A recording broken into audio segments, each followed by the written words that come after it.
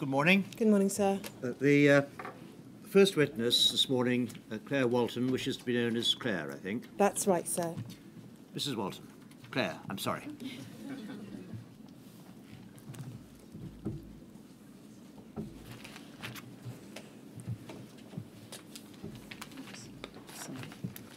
What do I do? Please state your full name It's Clair Walton. and repeat after me. I do solemnly, sincerely, I do solemnly and sincerely and truly declare and affirm and truly declare and affirm that the evidence I shall give that the evidence I shall give shall be the truth, shall be the truth, the whole truth, the whole truth, and nothing but the truth. and nothing but the truth. Claire, I'm going to ask you first of all about your husband, Brian, and what happened to him and what happened to you. And then I'm going to ask you about the dealings that both you and Brian had with the McFarlane Trust. So you're the widow of Brian Walton, Yes, and Brian was treated with Factor 8 products over a number of years. yes, He was infected as a result of that treatment with HIV and with hepatitis C, yes, and he died in 1993 of AIDS-related illnesses. yes, And you yourself were infected with HIV. yes. Can I start by asking you to tell us a little about Brian and his childhood and his medical conditions? He was a haemophiliac. Yes, he was a severe haemophiliac with less than 1% factor 8 clotting factor. He was diagnosed when he was about 18 months old after they discovered much bruising on him. And he was educated not at a normal school. He went at the age of 4.5 to Stratford-upon-Avon, an old hospital, the old hospital there, and he was a weekly boarder. And then when he became of age to go to secondary school, the Warwickshire County Council refused to sort of have him in the schools, and so he went down to Lord Mayor Trelawney School. I would think that was around about 1969, because he was born in 1958. So the weekly boarding was from about 4 till the age of 4.5 until he was 11 or so. Yes. And I think his parents didn't even have a car to be able to take him there, but they relied upon volunteers to take him and bring him back at yes. weekends. Well, his father would have been working anyway, but they were, I don't know whether they had a car, but he wouldn't have been able to drive him there because he would have been at work. But I know there were hospital volunteers, and in fact, the very first day, I'm told by his mother, who sadly died last October, that when he was going to go to the school, she went to get into the big black car with her son of 4.5, and the sort of lady said, "Oh no, you can't come in," and she said, "I'm going, I'm taking my son." So, and he would go from Monday and come back on a Friday. And then he was at Lord Mayor Trelawney School for his secondary education, and then as a term-time boarder. A term boarder, yes. So he'd return home just for the school holidays. Yes. And he was there from the age of about 11 through to the age of 16. Through to 16, yes. You've explained in your witness statement that as a child, his haemophilia care was with the Coventry Haemophilia Unit.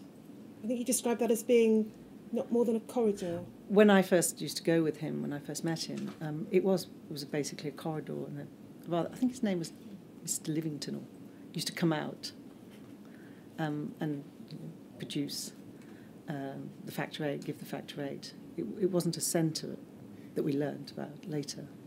And he had brief periods with the Birmingham Children's Hospital, and his haemophilia care also as a child would have been undertaken in Stratford-upon-Avon at the hospital, effectively, where he spent his primary years. I presume so, yes. And as an adult, Coventry Haemophilia Unit, as you've described, and then for a period of time in Exeter Wandford Hospital in Exeter, back to Coventry, and then, and we'll come on to this in due course, in the early 1990s, his care moved to the Oxford Haemophilia Centre. Yes. Yes. Now, you've explained in your statement how Brian was treated with factor 8 products from the 1970s or late 60s onwards. I think it would have been the 1970s. I think that's when I first met him in 1978, he was using Factor, and it was a recent introduction. Paul, could we just have up on screen an extract from Brian's records? It's 1589008. Claire, it should come up on the screen in front of you. And could we go to the second page of that document? So we can see there, Claire, from 1969 onwards, there are references, if you look in the right-hand side, to Brian being given, first of all, cryoprecipitate, then FFP, presumably fresh frozen plasma, cryoprecipitate, and then we see factor 8 BPL starting in the 1970s. And then if we could go on to the first page, please, Paul. And then we can see 1979, factor 8 BPL, and then cryobulin is the factor product he was given then in 1979, 1980, factor 8 BPL, cryoprecipitate, and then the factorate, which was the Armour product. And we can see the period. So that represents the kind of different range of factor products that Brian was being given throughout that period for his severe haemophilia A. Yes. I mean, as far as I was concerned, it was just a factor 8 in a bottle. So. Do you know if, in the time before you met Brian, if Brian was ever given any information or advice about the risks of infection associated with factor products? No. The only thing that he ever said to me was that, and quite proudly, he'd been told that he'd been subjected to hepatitis so much through the blood products that he developed antibodies for them, as if that was a good thing. And so...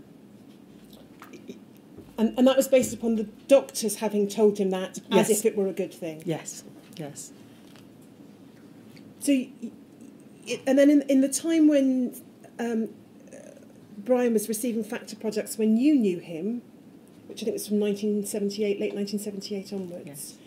Were there ever any discussions that you were aware of between doctors and Brian about the risks associated with factor products? No. Were there ever any discussions about the reason for giving different products at different times? No. I wasn't aware that he was given different products. And do you know if he was ever given any choices about the products that he was given? No, I think that by that, I mean, he told me about the history in terms of cryoprecipitate and how he, as a young boy, had developed, how it used to be and how it was now with the factor 8. But no. So you and Brian met November 1978, and how old were you? I was 17. How old was Brian? He was 20. And you described him in your statement as quite a character. Yes. In what way? He had a real love for life, a real zest for life. He loved to read. He loved to, have, he had great aspirations, and he was for what he wanted to do with his life.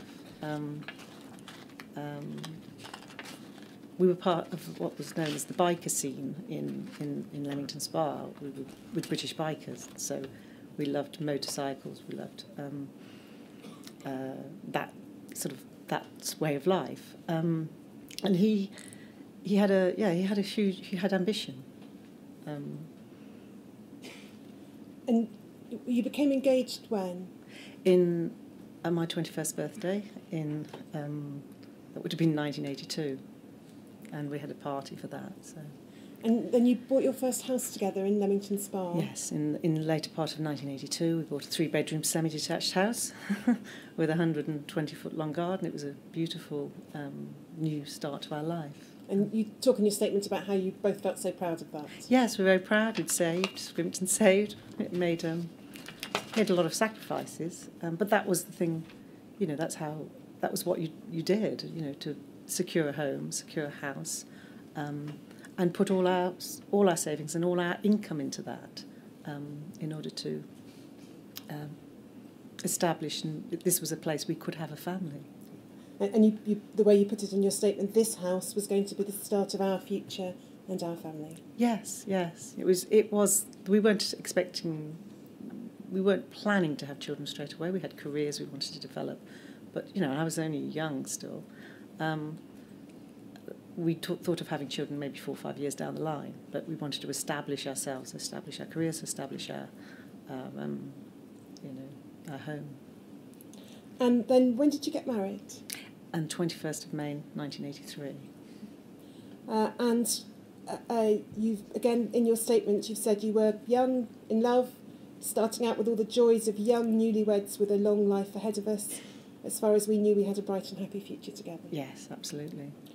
And around that time, perhaps later on in that year, you applied for a new job. What was that job? Yes, I was to be the...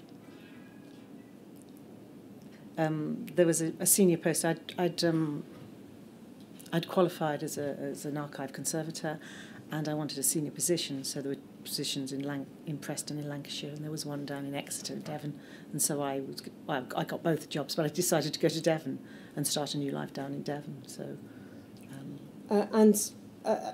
You moved down there to start work, and there was a bit of a delay before Brian moved down to join you in 1984. Yes, I went down there in January 1984, and I was busy running sort of a collection. I was responsible for the archive collection of the whole of County Devon Records Office, and so there was quite a lot to do. And then Brian, he came around about April time. And then what happened in early 1985? He was called he'd registered with the Wanford Hospital in Exeter, where the haemophilia unit was, and he went for what we thought was a regular testing, and I remember I think I went with him, and then sort of 6 weeks later we went back again, and he was told that he was positive for what was HDLV3, which later became known as HIV, and that he had AIDS, and that he would die. He had a matter of 2 or 3 years, whatever. It was, a matter of years to live, and that he would die. And that was the prognosis that was given to him when he went back with you to get his test results? Yes. Can you recall anything else about that meeting? It was a strange meeting, because at some point the nurse handed a box of rubber gloves, like for me to protect myself, and I just to this day find it a little bizarre and odd, and that I'm having to protect myself from my husband. We were advised, that if we were to have sex, we should use condoms, and then that was it. That really was it. We were just left, and we went home, back to our home that we knew just moved into. We bought a house down in Devon, and we were left completely isolated. We had no friends or family down in Devon, and we were just left to sort of work it out for ourselves. You've said in your statement that you believe that Brian was tested without his knowledge. And I just wanted to ask you, first of all, tested for what? Tested for HIV, you think?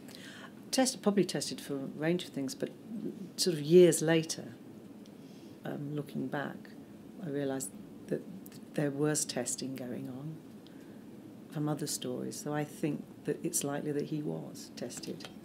And there is one document that you've drawn to our attention in Brian's records. Paul, it's 1589007, please. And we can see there the date first positive is given as the 15th of June 1984. It's not clear from this document when the test was carried out, but in any event, Brian was only told of the diagnosis in early 1985. Yes.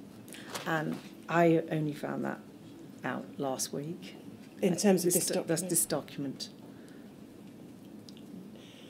So the advice and information that was given to you and Brian at that stage was essentially to use condoms and that Brian would die within a a short number of years. Yes, yes.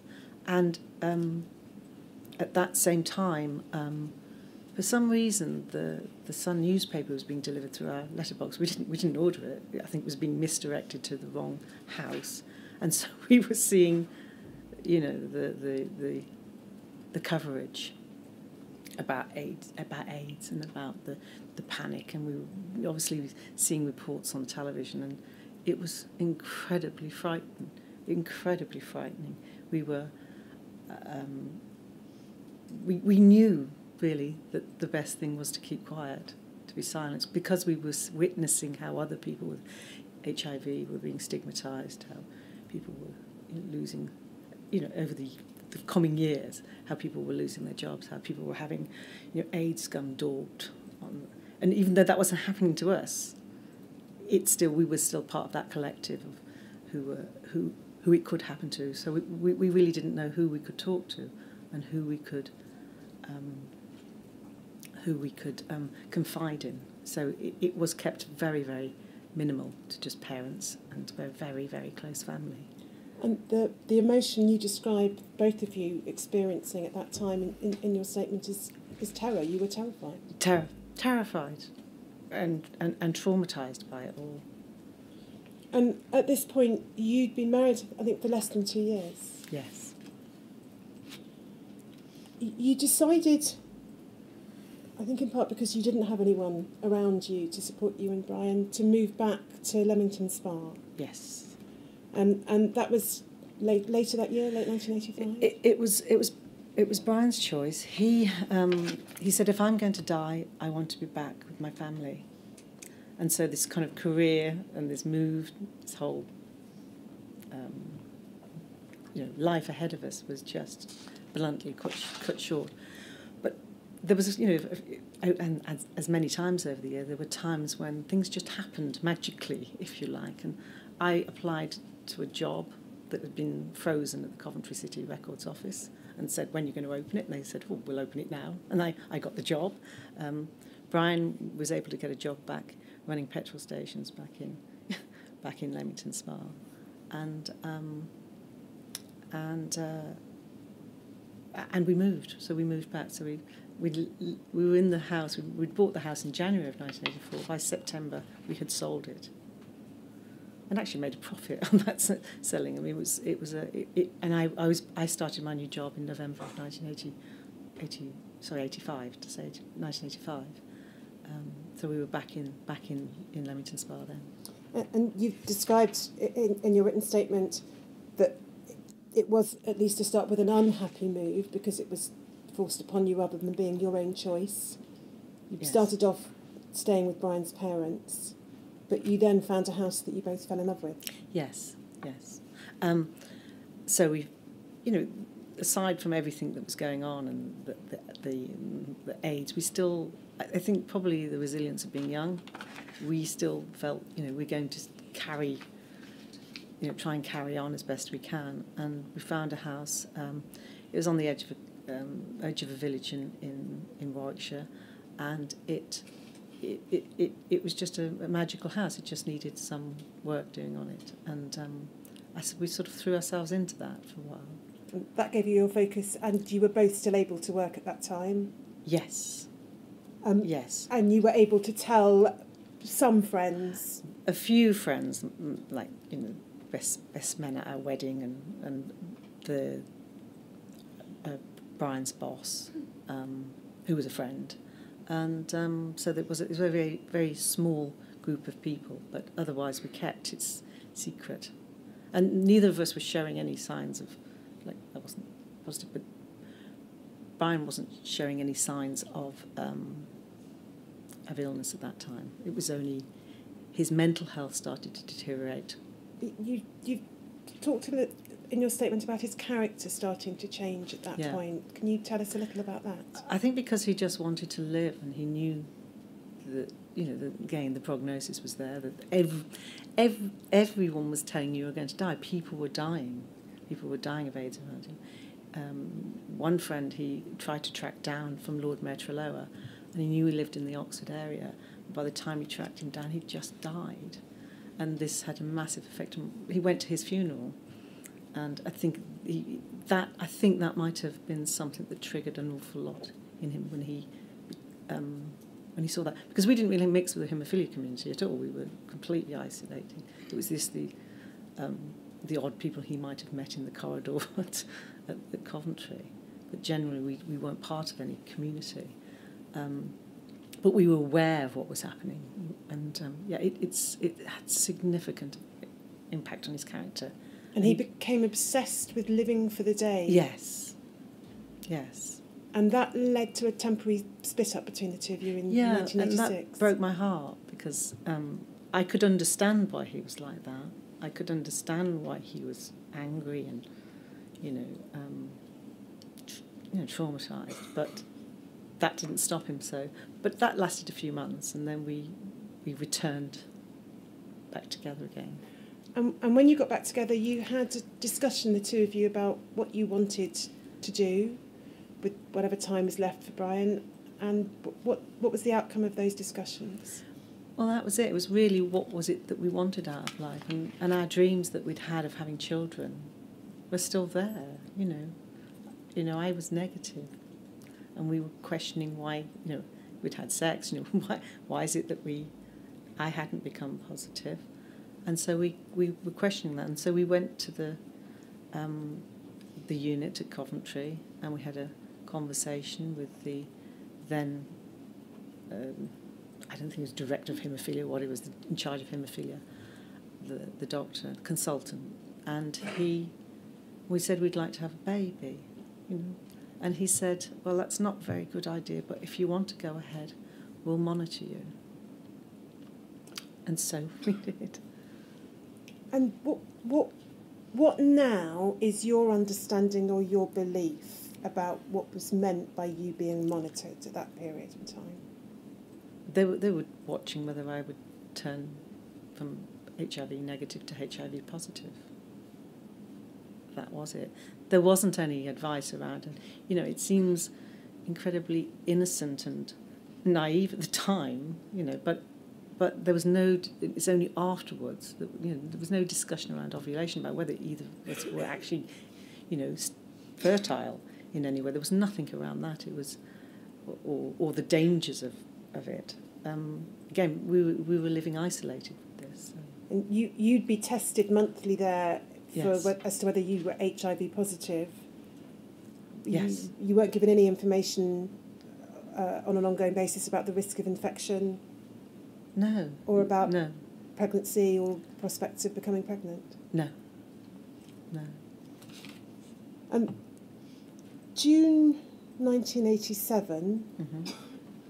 you had another of these regular tests at the hospital in Coventry, and what was the outcome this time? I think it was either June or July. It was June. I was ill. I was very ill for a week, which was most unusual for me. And then I had a test. The test came through, result came through, and they said, we're concerned this. I can't remember the term they used, but Inconclusive? Inconclusive. We needed another second test, and so they did another test again. The result of that second test was that you were HIV positive. It was, but they didn't tell me. Who did they tell? They told my husband, and I found out because I was the whole of August, July, while we were waiting for the result to come back. It started to stir. Oh my God! I've become positive. My whole life was thrown, and we decided to have an unplanned holiday to America, to Santa Barbara, where we'd been before, where we knew friends. And we were flying across the Atlantic, I said to Brian, actually, they never gave me the result back. And he said, oh yes, they did. You are positive. They told me, and I thought that was... And they told Brian that at an appointment that he'd gone to for his Probably health. for his own, yeah. They told him, not me. So you were in your 20s still. Your husband had been diagnosed with HIV. Now, 2 years later, you'd found out you were HIV positive. You'd been on your holiday. I think you'd just got a dream job. Your Yes. dream job. That was it. Because that was it. I thought, I can't have children. You know, the career. You know, that I was at the Coventry City Records Office, and at that time, if you wanted maternity leave, you had to have been working with that company. I think it's obviously I think it's changed now, but at that time you had to have been working with that organisation for so many years. So I was there, and I could have taken maternity leave had I got pregnant. And once I got that inconclusive, I thought, you know, I'm free to look. I'm free to look at other things in my life, and as it turned out, I was called in for some advice from the Shakespeare Birthplace Trust, because they were thinking of setting up an archive conservation unit, and so I'd given them some advice. But then when I found out that I might be positive, I said, you know, I'll apply for the job. So I applied for the job and was interviewed just before we went to America, and again, because of my connections in conservation, I had a wonderful tours of the Getty Conservation Unit in Los Angeles, and so when I came back, it was like I had been diagnosed with HIV, but you know what? I've got this wonderful. So these things happened that took me out of not worrying about being HIV positive. It was a new job. It was somewhere to focus, and over the next 12 years, I set this conservation studio up and set up the conservation there of these collections of archives, and and it was like my baby, I think. Looking back, you know, that was my baby, you know, that I'd been denied. So, yeah. Can I just ask you about a conversation that Brian had late 1985, early 1986 with doctors about factor products. He was told something particular about the factor products he was going to be given. Yes, what was that? It must have been 85, I think, because it wasn't long after he was diagnosed, and I don't know whether it was in Exeter or went by the time he'd come back to Coventry, but he was told, I have a feeling it's Coventry, he was told that there was a shortage of the factor 8 at the old stock, and that they were keeping the good stuff for the little boys, the boys that hadn't been given, hadn't received HIV. And Brian accepted that. He accepted it, and I think that's a mark of the man he was. But he was put under that emotional blackmail, and to continue to take what potentially was old stock, infected blood products. You've said in your statement you believe that you and Brian were both used for research purposes. I think that now. What is it that has led you to that conclusion many years later? Because I was, Brian was a haemophiliac, a severe haemophiliac. He had been, they knew that he had been given HIV through his blood products, and I was a healthy young woman who was negative. And I now think, from what I'm, hearing of evidence that's coming out, that there may well have been. I understand there were studies on man to woman, but we were never part of that. We were never known about that, and this is why I refer back to when I was thinking of having a baby. And that conversation about monitoring. About monitoring, that actually this was much more. I just thought it was incompetence at the time, but actually much more probably serious than that. Well, you told us how after your diagnosis you threw yourself into the job that you've been describing. But Brian's health around this time began to deteriorate, and he became less and less well. I got that job in 1987. He worked for a while, but because he was still working. He still had ambitions to work. He loved work. He wanted to work. He had ambitions to What was Brian doing? What job was At he that doing? time, he was running petrol stations, and in some quite in places in Birmingham, in Coventry. He worked for a major petrol company, and so he would work incredibly hard. You know, it was they were operating 7 days a week, 364 days of the year, and some were night, some were open all 24 hours. And so he was going in whenever the tankers would come in to bring the petrol in. He'd have to be on duty to be there to ensure there was safe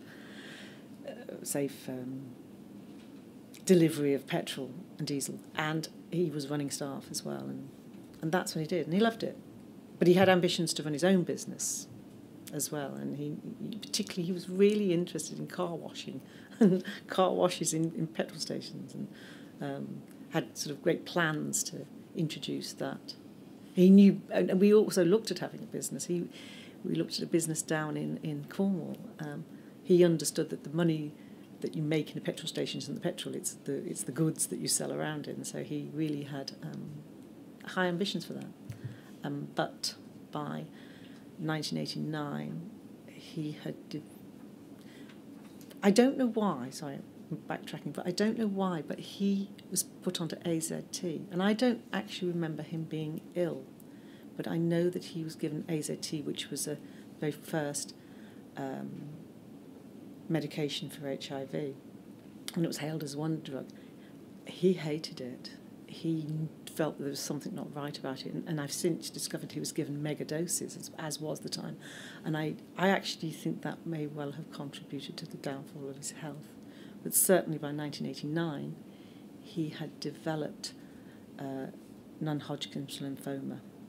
He had developed a lump. So in 1989, he developed this, which was said to be part of the HIV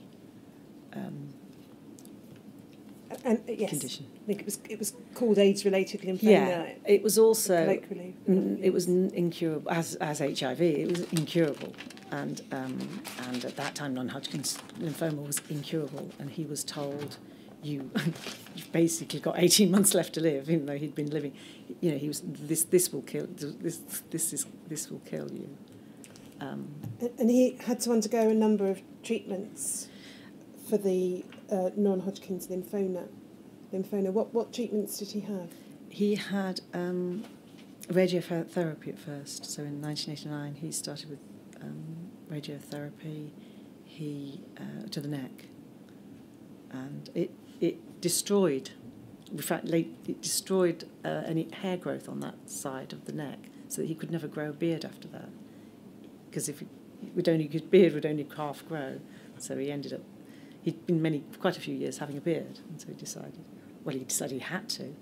And then, so that was in 1989, and then that seemed to sort of work to a certain extent. We knew it was going to come back. We knew that, or so we were told, with all the knowledge around non-Hodgkin's lymphoma. And he, 1991, it came back, and he was, I think it was 91, given chemotherapy, and he had to go through intensive, harrowing chemotherapy at the John Radcliffe Hospital in Oxford. And around that time, you transferred his haemophilia care to Oxford as well. Yes, because after I became HIV positive at Coventry, the relationship there really, it was untenable, really. And we discovered Oxford, and we discovered this wonderful centre that was actually almost as close as we could have gone to all those years. And it was a good centre. There were social workers, and there were lovely nurses, and it was. And when Brian had to go into hospital, into the John Waring ward, the haemophilia sort of unit would come in and sort of support you. And one of the things they had there was a chair that his friend that I mentioned had died. Their family had bought a chair, like a Parker Knoll recliner, for other patients to use. So they'd wheel this chair in so I could sit there next to him. It was a much nicer unit. You relate in your statement, and this must be, I think, before you transferred the care to Oxford, around the time he was having a biopsy on the lump that he'd found on his neck, so probably late 1989, that he needed to have a boost to his factor 8 levels. What happened? That was in Coventry, and that would have been at, I think it was the Warnford it was called then, it might have been called the Coventry in Warwickshire, but it was the Coventry main hospital in Coventry, and he had to go in for this biopsy. And I went to see him afterwards, and he was quite, well, dignified, I'd say, but obviously upset. And he said that he'd had to fetch the factor out of the cupboard and inject himself. And I didn't understand what he meant. I thought, oh, they just forgot you. But he knew in his mind that they didn't want to touch him. That the nurses didn't want to touch him? Because he needed the boost of, obviously, he had factor 8 to boost him before the surgery, and he needed that after the surgery. And he had to fetch it himself. And he had to inject it himself? Inject it himself, which it was a normal thing under, if it was home, he was used to home treatment, so he was used to it, but it was the first time I felt that sort of lack of care, really, or their fear. I mean, this is 1989 still, so it's that the fear that was throughout, even in the medical profession, who should really know better. They were scared. In 1991, Brian, having been told that he probably didn't have very much longer to live, he decided to go on a road trip. Yes. What can you tell us about that? Yeah, he decided to buy a Land Rover, long wheelbase Land Rover, and kit it out. We had it kitted out as a camper van, and I made the cushions, and I sewed, to save a little bit of money, I made the cushions and sewed the curtains, and he took off on a trip to Iceland that took in, driving all the way to Scotland. I can't remember the different, I think it's Shetland, the Orkney Islands, the Faroe Islands, and then into Iceland. That was the way it had to be, and then you had to get the last ferry out. I couldn't take 5 weeks off work at that time, so I flew in to Reykjavik, and we travelled around Iceland, and it was again the sort of how he was. He wasn't going to, even though he was ill. I think he was on AZT then, actually. Or he certainly was in between having the radiotherapy, and it was then afterwards he had to have the chemotherapy. But when he came back, he'd recorded that trip. He recorded it on tape, and he recorded it in a small book that I'd actually made and bound for him. And he's saying he's missing me, he's missing Claire, and because I'd flown back the safe way, and he had to make that journey back. But when he came back, he was emaciated, he was ill. It was really the beginning of the end for him. But you've described that trip and the fact that he wanted to do it and the way he did it is true to his spirit. Yes, absolutely, yes. And you've still got the logbook and tapes? Yes. Yes, I haven't heard them for a while, but... So that, when he came back late summer 1991, that was the beginning of the end, is the way you put it in your statement for Brian. He had chemotherapy, he had surgery. Did he ever get offered, did you ever get offered any counselling or psychological support? No, but I do remember actually in the John Radcliffe Hospital, his consultant said to me once, "And how are you?" And it just broke me, because it was like, I'm here being strong, and I have to be strong. And it was like chinking my armour, to ask me how I was. So he was concerned, but that was the consultant.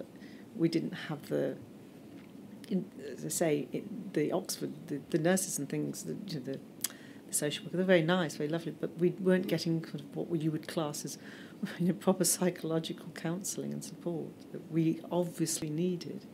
Now, looking back. Sometime around this time, perhaps not long before his death, Brian asked about hepatitis C and whether he had hepatitis C, or somehow found out that he had hepatitis C, is that right? No, the conversation went that as far as I knew, he didn't have hepatitis C, as far as I knew, and it was only in recent years, we're talking 7 or 8 years ago, that I found out through his medical, going back to Oxford, that he had hepatitis C. His attitude was, I've got AIDS, that's, I don't need to know anything else, that was it. He was dying, that was the biggest, HIV was just the most horrendous thing to have, and to have AIDS was horrendous. That, sort of looking any further that's how he said it to me, and I don't know whether he was ever told. And if he was told, he would have told me. He would have told me. We didn't sort of have secrets like that. So whether yeah. You nursed Brian and cared for him during his dying months. I know you wanted to talk about that, Claire. Yes. Yeah, it was. As a young woman, I was watching my husband become more and more emaciated. He went through. I saw his bravery as well. In his final months, he was getting severe pain on his jaw, and it turned out that the radiation that he'd had, previously back in 1989, had actually destroyed his jaw, and that he had to undergo most painful surgery in Oxford with a wonderful dentist, actually, that I still see to this day. Oh no, I don't. She's retired, but I continue to. But so he went on undergoing, painful operations while he was dying, and he even in January, he died in the March. He was still going through this, and the other thing in the hospital, I felt that you need someone in hospital with you. You need someone at your side, because whatever work they're doing, things go wrong. Medicine wasn't delivered on time. His food wasn't there, and he needed me around that. He needed someone to support him, to give him the love that he needed, and it was very, very frightening. There was a moment the two of you stood in your kitchen. Yes. And hugged. Yes.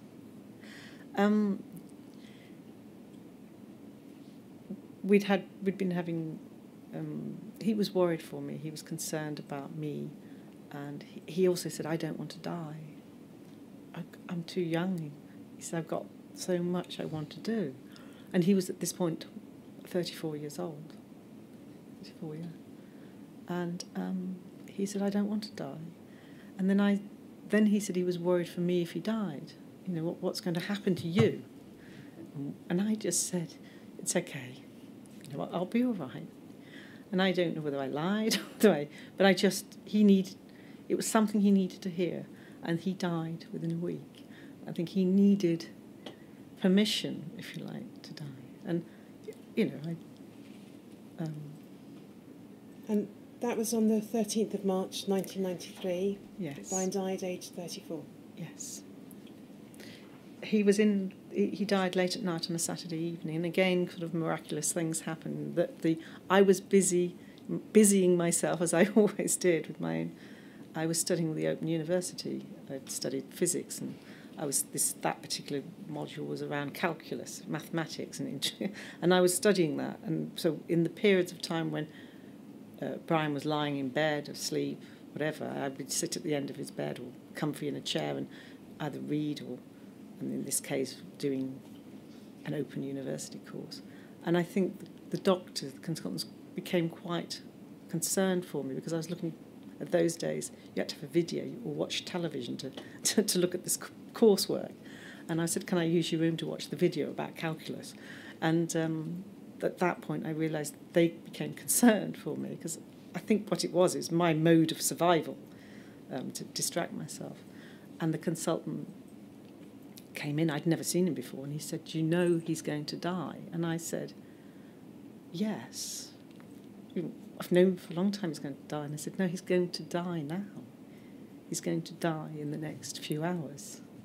And at that point, we got hold of his brother, who had to race from Nottingham. We got hold of my parents, and my mother turned up. And everyone got to the hospital in time, and just as he was taking his last breath. But just before he was dying, the nurses tried to take me out because he'd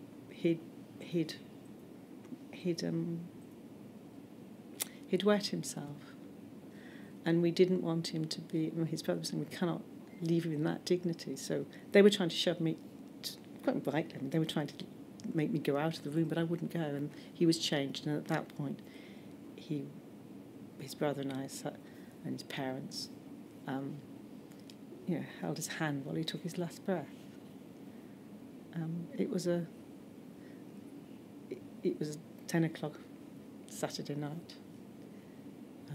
That morning, as I was helping him in the bed, there was a magpie that came to the window, and he went one for sorrow.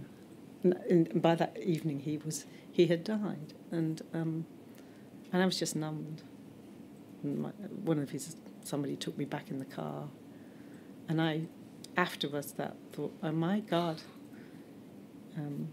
Afterwards, I was feeling, who's going to be there for me?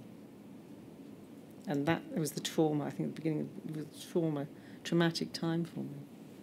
You were about 30, 31? I was 31. And Brian had died, and you knew you had the same condition that had killed Brian? Yes. So how did you manage over the following years? I thought, I'm going to survive this, that I'm going to have to stay as healthy as I can. So I sort of engaged in sort of more healthier. I'd already started that anyway, but being healthy, trying to sort of understand also. I looked at this quite logically.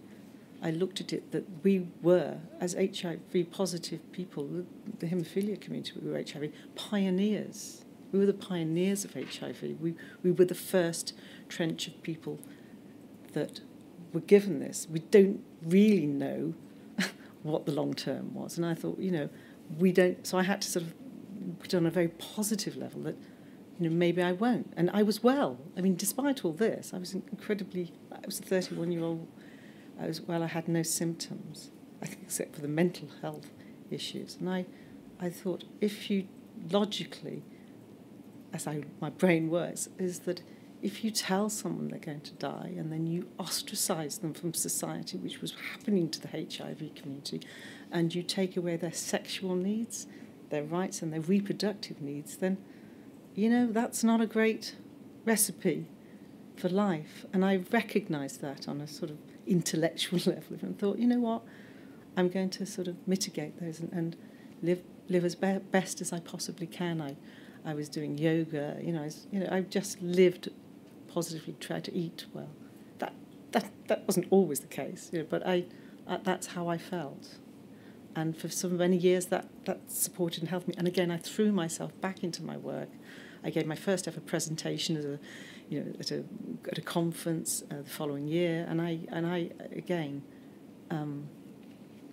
carried on.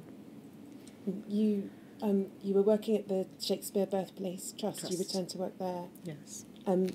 Doing work conserving Shakespearean folios. Shakespeare archives, and of Stratford-upon-Avon. So it was sort of anything back to the 12th century, basically, which was what my skills were. And I was able. It was a wonderful job, and it was a very dignified and very serene world a privileged, if you like, world that I worked and lived in. And the people I worked with, there were very few people I confided in. In fact, probably one or two at work. They didn't know, again, when Brian died, and people all assumed he died of cancer because that's what I told them he died of. So I had the sympathy around cancer. I could never have told people that he died of AIDS. And it's only in recent years that I'm beginning to do that. It was such a stigma. So most people didn't know. I had letters. I've got letters of the time of condolences for the loss of my husband, which to this day are very sweet and trying to think of the word, consoling for me. How people respected me and how they said that how I'd been resilient over the years and how they praised me for my courage kind of thing. So it was nice. There was that nice world that I went back into.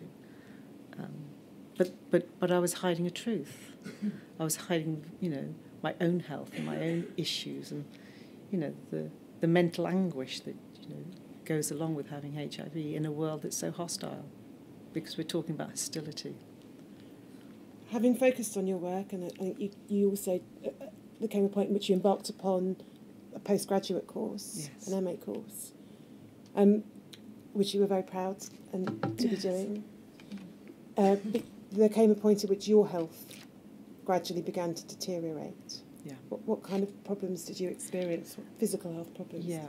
I, around the 2000s, early 2000s, I'd started to develop skin problems, and I'd also,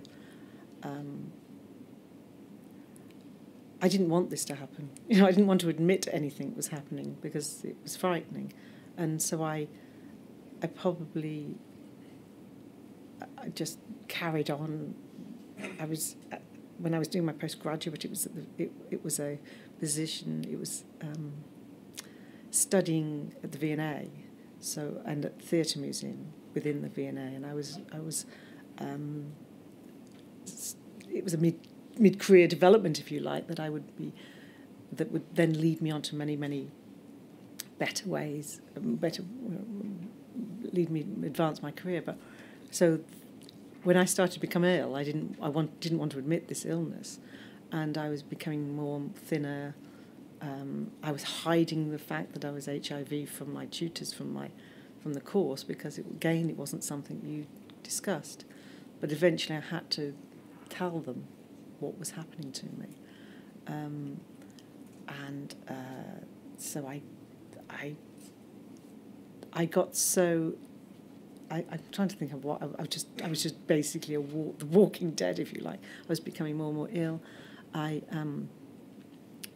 And I ended up having to take time out of it. Sort of admit, look, I'm not well, I need to take time out of it. And during that time, I was admitted within 5 days into the Royal Free Hospital, and I had what was PCP, which is pneumonia, which is a AIDS-defining illness. I was told, if you don't come into hospital, you're going to die. And then I also developed what was CMV, cyclomegalovirus. It's a brain infection. A brain infection. It was an infection that can go into the eyes, and many people did. And they went blind. I was very fortunate. It went into my brain, and I was told, and not my eyes, that I didn't become blind. And after that, I was in hospital for several weeks, and then I was eventually sort of go into a respite into the Mildmay Hospital, which is in East London, which was the AIDS kind of hospital. And it was also very, very frightening. It really was. But the point that something happened to me just before I was going into hospital, and the consultant at the Royal Free said to me, "Claire, if you do not come in, you will die." And I sort of shrugged my shoulders. And it was kind of like I really didn't care anymore. I'd gone to that state that, I'd lost everything. So I'd lost the sort of spirit, to live. But again, I was fortunate that it was caught at the right time, and I began to recover again. You described at that point in time your life falling apart, is the phrase you've used in your statement. Yeah. And you'd been reluctant to take any form of antiretroviral medication. Was that in part because of the experiences Brian had gone through? It was absolutely because I'd seen what AZT had done to him, and I was watching what the medication was doing to other people, and I just thought, while I'm healthy, which I thought when I was healthy, I was incredibly healthy and I thought it maybe was just until the early 2000s, and I thought it was just the course. It was a bit tough on me. I thought maybe I just need to have a rest because I was living in London at that time. I was travelling the sort of Piccadilly line, down to South Kensington every day, and it was, it was quite intense. And I thought it was really just that, and all I really needed to do was kind of have a bit of a rest. But it was more serious than that. And you had you'd told your consultant, Professor Johnson, that you'd only be willing to have that medication at the very Yeah. last moment that it became Yeah. absolutely necessary. And what did she say to you? But this was the last moment. Basically, you're going to die. You will die. You've got to go into hospital. We've got to sort this out. And then that's when I went on to medication. The experience of being on the AIDS ward in, was it the Royal Free Hospital? Yes. You found that experience demonstrating to you that there was still stigma, still discrimination, even on an AIDS ward, a specialist ward in a hospital. And particularly me as a woman. As a woman, I was a white woman. It was assumed that I was a drug user or I was a prostitute. There was assumptions there, and I didn't want to have to sort of explain who I was. I shouldn't have to. Because the implications of saying you're a drug user, they were assuming that I was taking drugs, which I wasn't. So I didn't have a problem with drugs. I wasn't a drug user, and I felt I was at the end of some abuse. I was at the one of the nurses just screamed at me and shouted at me, and I just thought, how can you treat people like this? Obviously distressed, obviously traumatised and dying. So I wasn't, it again fed into my fears around being in a hospital and being on my own, and took me back again to what it was like that Brian had me there at the hospital. He had me caring for me. I didn't have anyone caring for me in the hospital. When you went on to the medication, that treatment programme, what was that like? It was... the side effects were awful. There was dreadful diarrhoea. Then you had to take medication to control the diarrhoea. My stomach became extended, so I looked like I was pregnant, which was even bigger insult. So there was changes in that. I remember saying, I feel my stomach, was too big, and it's like, oh, well, it's because you're eating healthy. No, it was the side effects of the drugs. It's known that Clair it was. And later on, I developed and have what is incredible fat around all my organs, which is a dangerous thing to have. And yeah, so I just didn't want to be on this medication, but it was a question of take it or die. You started to improve a little, and you wanted to resume your postgraduate course, but I think you became ill again and had to go back into hospital. Yes, I despite all the side effects and the medication, I sort of had this kind of like back into life, back to life, and I think that's what happens when you have a life, when you're so close to death. I think you really, and you come out of it, you really, well, I did experience this kind of, that you're alive and you want to make the most of that life. And again, I loved what I was doing. I loved the work that I did. It was great, and I wanted to continue that course. So I went back, and then but again, whatever was happening, I became ill again, and I was given deadline after deadline instead of just stopping the course.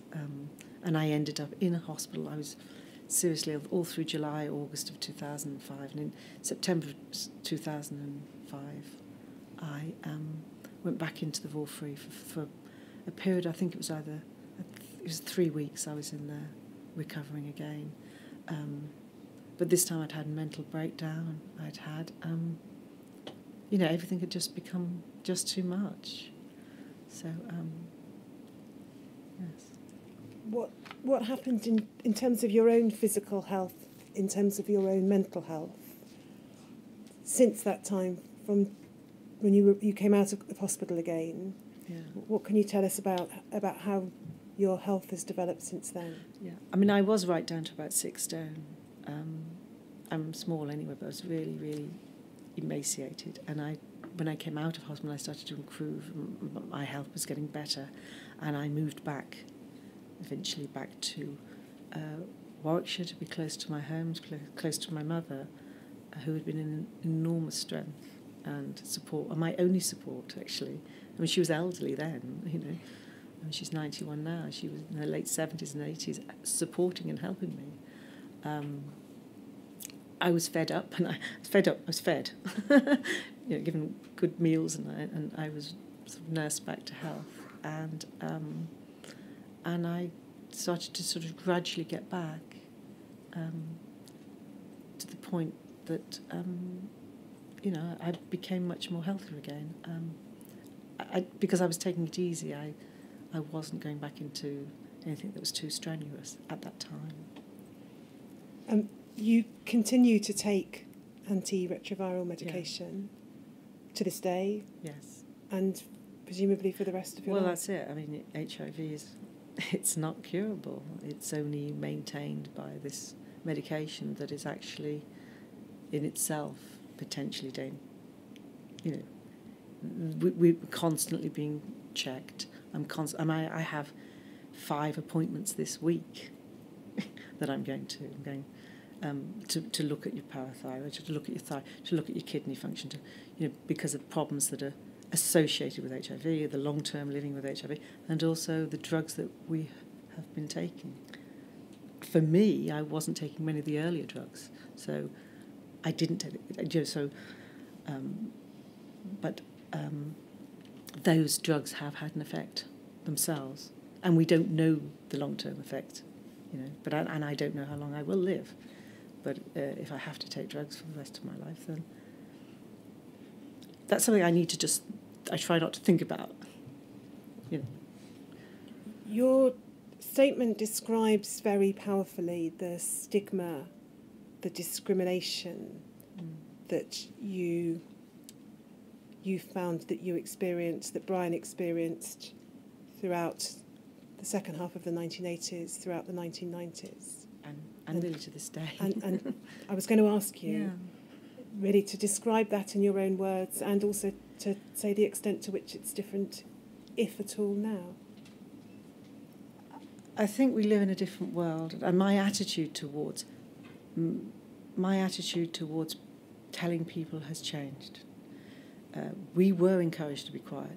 We were told to keep it quiet.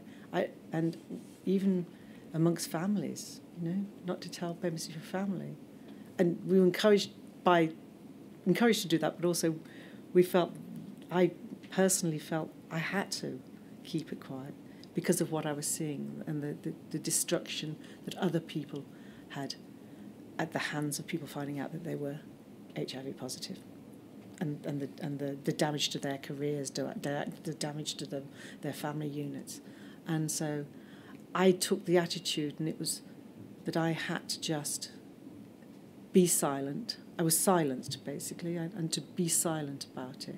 But again, being sort of pragmatic about it, I had to think of it as sort of like as a professional, In a way, a professional may have to hide confidences about themselves. And it was only after I met a woman when I was in Greece on a holiday, and she wouldn't tell us what she did for a living, and in the end she confided in me that she was a police officer, and she thought, if I tell people I'm a police officer, I just get all sorts of sticks. So I kind of thought, that's how I have to live. You take this as people don't need to know, and it's only on a need-to-know basis did I tell people.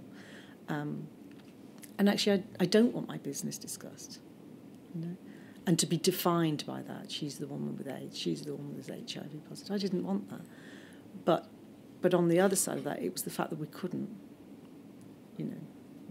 You really, really led this double life, if you like. But as the years have gone by, and I think particularly this inquiry, and because I've got involved more with the campaigning, I felt our voices aren't being heard. The HIV voices are not being heard. And I felt that I'd started to do pieces with newspapers, but saying, don't mention where I live, don't mention who I am, don't mention my name. And I gradually sort of realised that actually the world has changed to slightly. But more importantly, is my attitude is that if I tell somebody and they reject me, that's their problem. You know, is how it has to be. That if I'm shown any sort of discrimination, I'll come back at them. You know, I won't allow it to happen. Whereas before I was so frightened and I was so, that's how it was. Claire, I'm going to ask you next to talk about your dealings and Brian's dealings with the Macfarlane Trust, but you've been giving evidence now for I think over an hour, and I wondered whether this might be a convenient moment to take the morning break. I think it would be a convenient moment to take a break. I'm sure you could do with one following what you've been telling us. Mm-hmm. So we will take a break for half an hour. Can I just say something which I will say to all witnesses where there's a break in the middle of their evidence, and that's this. Please don't talk about your evidence, either what you've already said or what you're yet to say, to anyone, whoever they are, lawyer, member of the press, member of the public, me, Ms. Richards, anyone. Mm-hmm. You can talk about anything else you like. Talk about the weather. Okay, thank you. So it's just 11:10. Shall we say 11:45?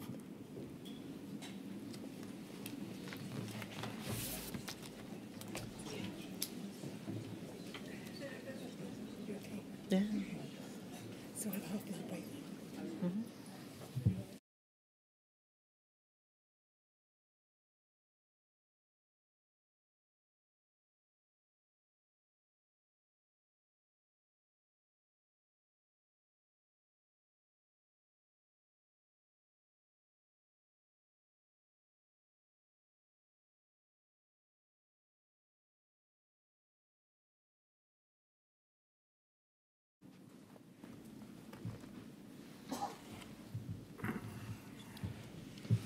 Yes, Miss Richards. Claire, I'm going to ask you next, as you know, about your dealings, yours and Brian's dealings, and then yours with the Macfarlane Trust. What was the Macfarlane Trust? It was the organisation set up by the Department of Health in 1988 to support haemophiliacs and their families who've been infected with HIV. It was, it had, the board was trustees of appointed by the Department of Health and also by the Haemophilia Society. And you, at some point, found out about it, you think, either through the Haemophilia Society or possibly through your local haemophilia centre? Yes. And your first application to the Macfarlane Trust was because you needed money because you'd purchased storage heaters to keep warm. Whether that was the first, I don't know, but yes, we'd purchased storage heaters. We lived this house was on the edge of a village and we needed storage heaters. There was no other heating, so yes.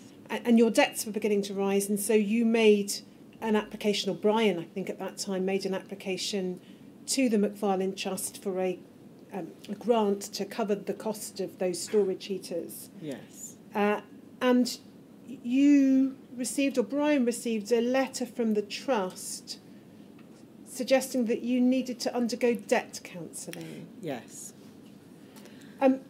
What was Brian's response to that? Brian wrote a letter, handwritten letter back, as it was the process in those days, and he expressed quite clearly that we didn't have a problem with debt we had a problem because of what had happened to us, that we'd accumulated debts because of the cost of living and his own health, presumably by that time. And we did not have a debt problem.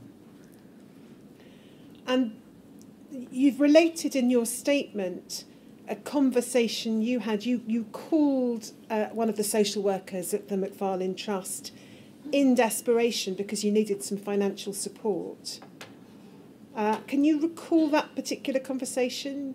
Yes, I can recall it. I remember where I was sat at the time. And he said to me, basically they were going to give me the money, but he said, there ain't no more where that's coming from. In emphasising the ain't.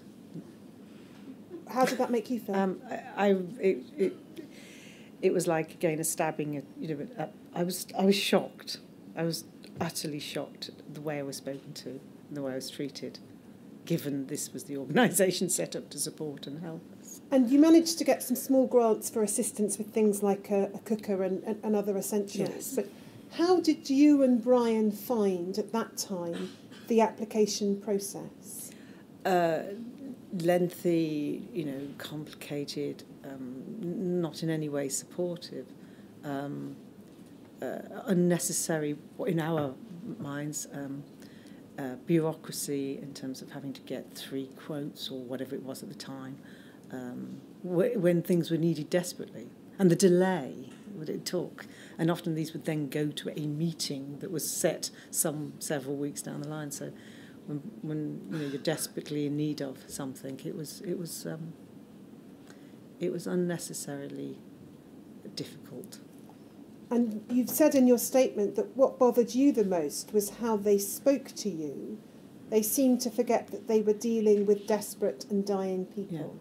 Yeah, absolutely. I was, yes, it was as if we were,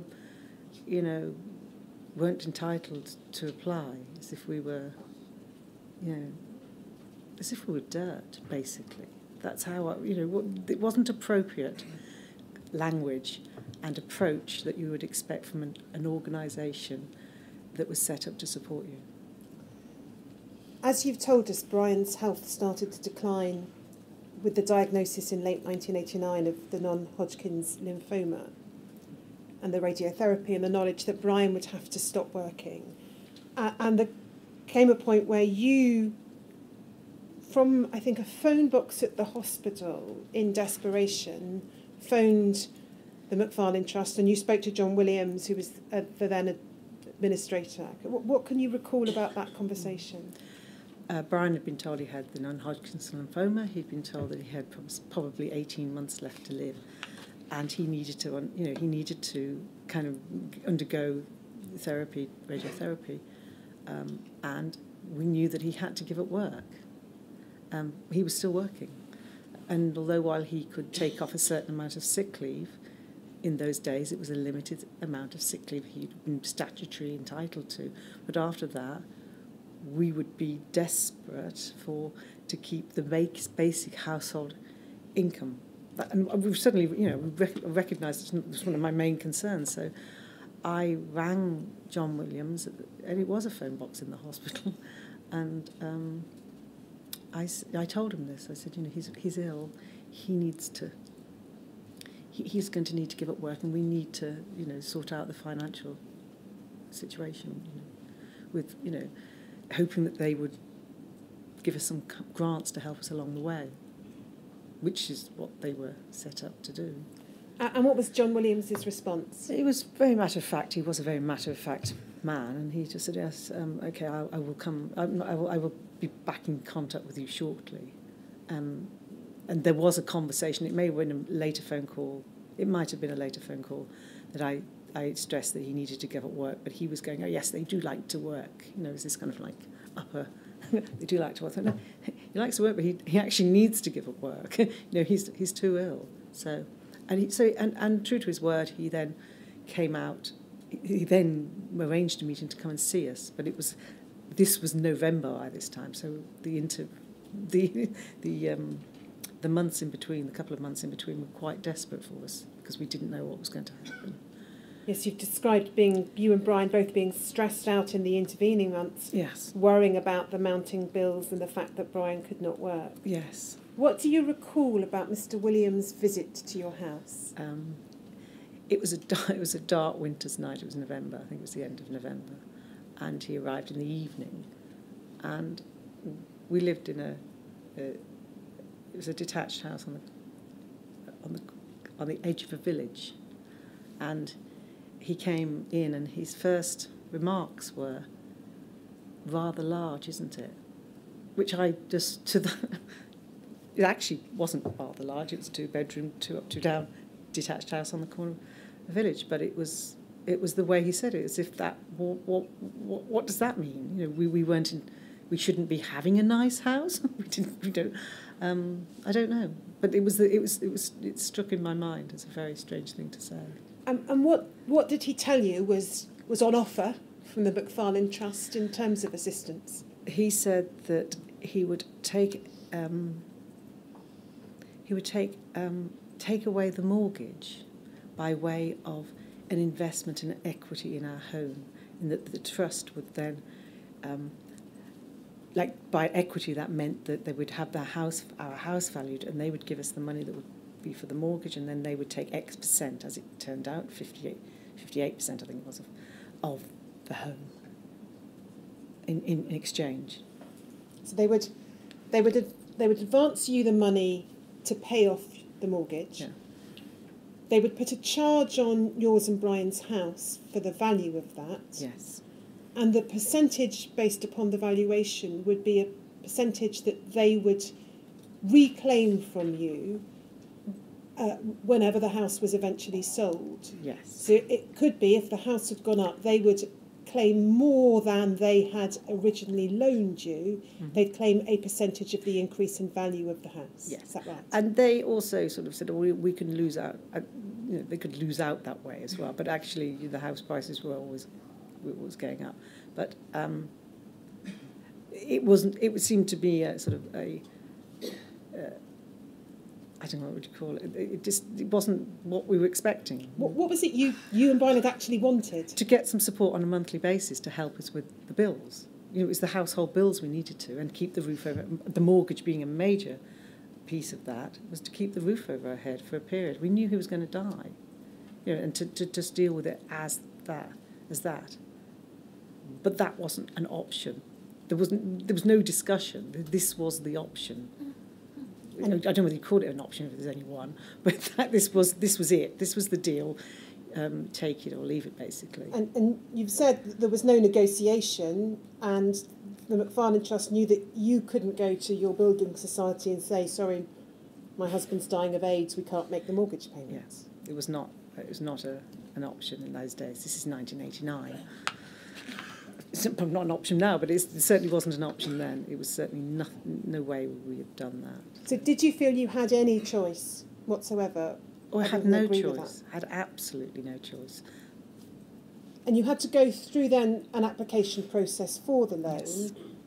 Was the fact that you filled out the application form for the loan something that was raised with you subsequently by the McFarlane Trust? Yes. In what way? Until very recently, you knew what you were doing. You applied for that. You came to us and asked for a loan for this charge upon your property, and we didn't.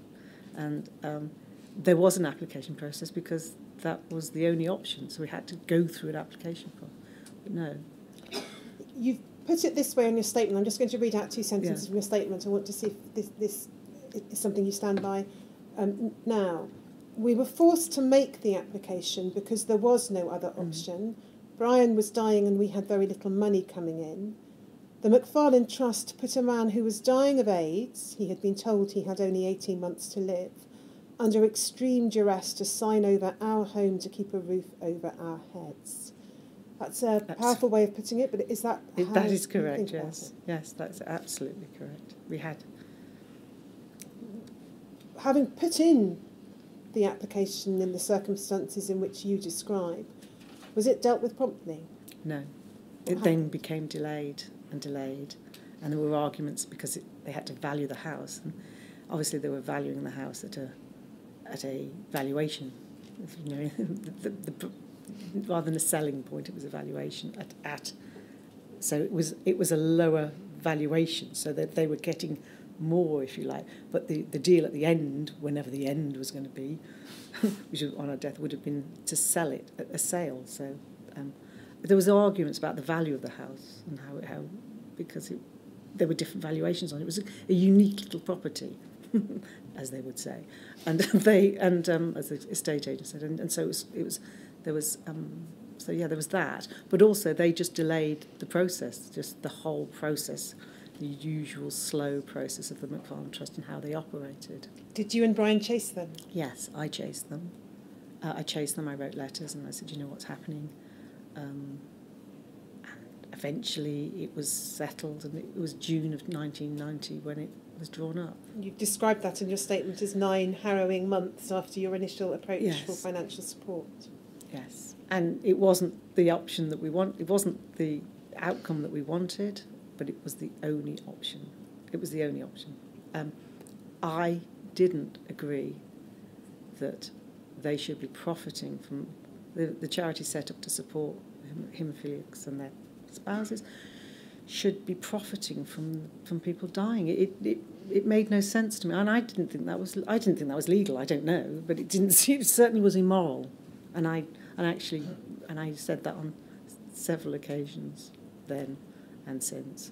We'll come back to Yes. the subsequent history in relation to the loan, but you continued from time to time to make, or Brian made, applications for small grants. So he made an application for a few £100 for some gym equipment that he could use at home. Why was that important to him? Prior, some years earlier, he used to go to a gym at a friend's house. He had his own gym, and he really loved it. He didn't want. He was quite puny in his stature, and he didn't like being in a gym. He found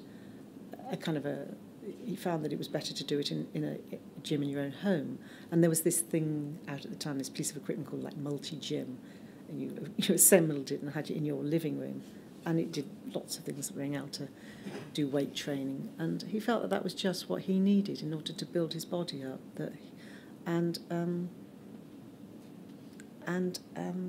He really thought that they would, help him with that, not only also for his health, for his well-being. Again, you put it in your statement this way: this would allow him to build up his strength without the embarrassment of attending a public gym with his puny body, that being the consequence of the stage of the illness had reached. But also, I think, he was thin. Through his haemophilia as well, he had because he was born in 1958, he'd had many bleeds in his legs, and so he was quite puny, and I think that's the only words I can describe. But also the health, the illness had brought that on as well. And he felt it would also allow him to manage his bleeds. Yes. He knew how to manage his bleeds, of all people. What was the Macfarlane Trust's response to that application? That it's not good for haemophiliacs. And That I can't remember. I think they might have had advice from a doctor or something, but the doctor, no, it's not a good idea for haemophiliacs. As if he was a child who didn't know what he was doing. What was Brian's response on receiving that rejection? He was devastated. He cried. There were very few times that Brian cried. He cried, and he felt that his autonomy was taken away from his own decision making as a man, being able to decide this is what I want to do, and actually I quite like a bit of help if you can give me this piece of equipment. That actually, like you say, would help him and his body image, if you like, I think you'd call it now, would have. And he was devastated. You and Brian continued to need to make applications for small amounts of money for things like respite care and transport costs and so on. What was the process like? What did you have to get in terms of supporting evidence, not just the quotes, but medical evidence and so on for the applications? Yeah, quite often you had to get medical evidence, which meant going to a very busy doctor, consultant, and ask them to legitimise, if you like, us having anything we needed.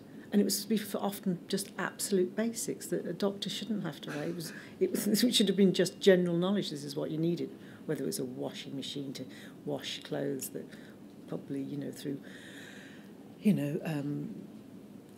having to do laundry from night sweats and that he might have had on a more regular basis. It just unbelievable red tape that we went. And I think that at one time, perhaps this was a little later on, but at one time the Macfarlane Trust made a complaint about your HIV consultant because a few weeks had elapsed between them asking for a piece of information and the information being provided by a consultant, as you say, a busy consultant, and they complained about her. It was one of the trustees of the board actually happened to work at the Royal Free, and she'd been trying to help me in some way by getting this information. I didn't realise it was happening because I was actually very, very ill at the time. But in doing so, the chief executive took it upon himself to make an official complaint about my HIV consultant. I didn't know anything about this, but she mentioned it to me, like in a passing, like, yes, I've had a complaint made against him. I mean, that's a serious thing. It was not something I'd asked him to do. He took it upon himself to make a complaint about actually a top consultant in the HIV world, because she hadn't filled a piece of paper in for him in time.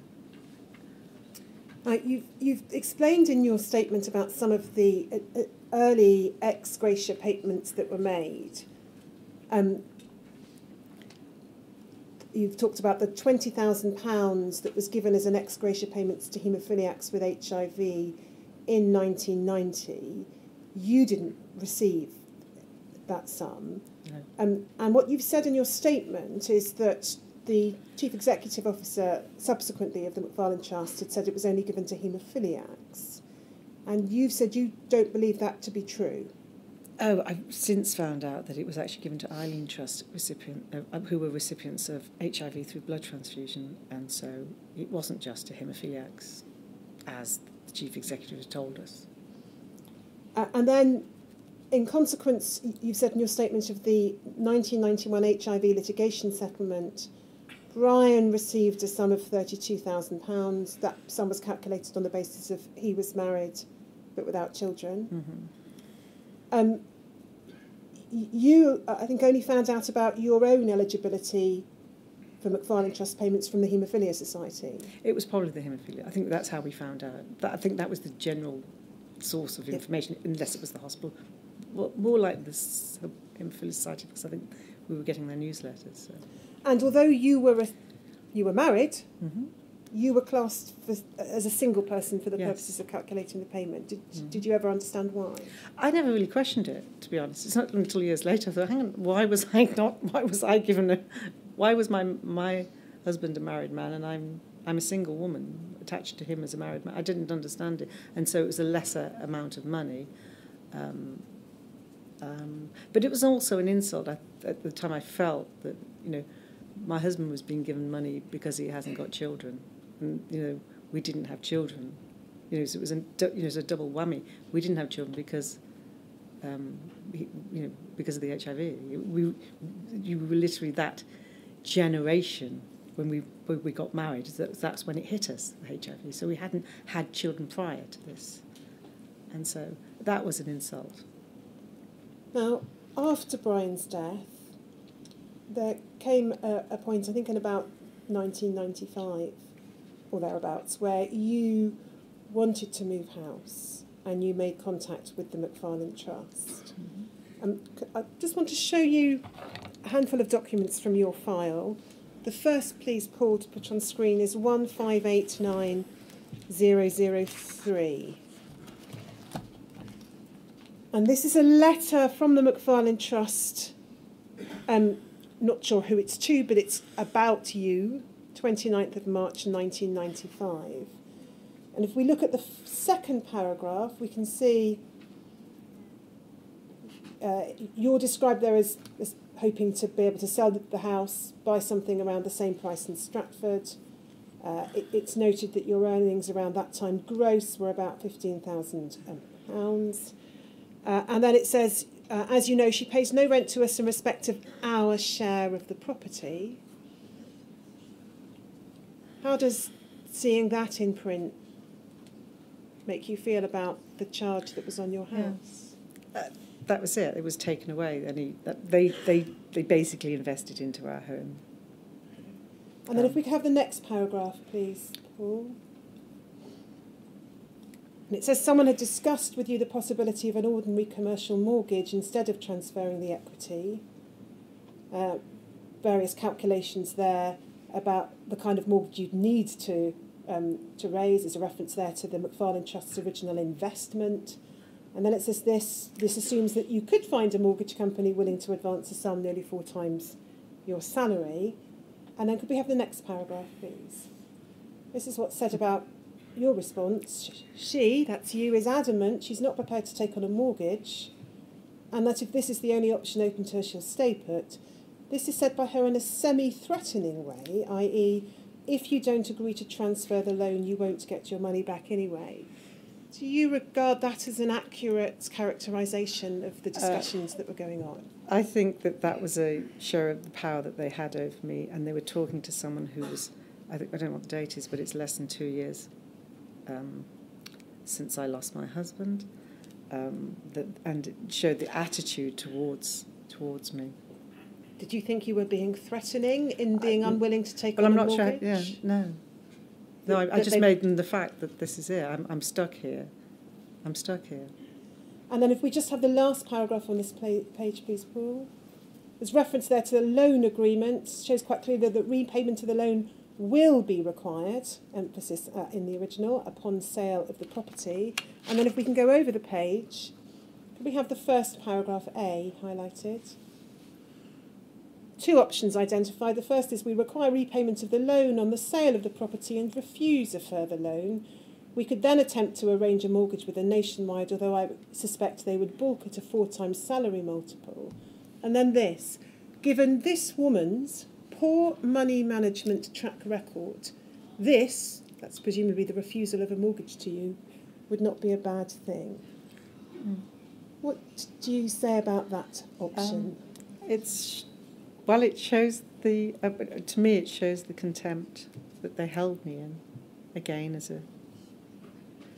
a woman living with HIV, grieving for a dead husband, and this is how they see me. Not understanding, having a complete lack of care or understanding of the situations we're in, and they're able to talk to each other. I don't even know who the letters to, but this is how they spoke about beneficiaries.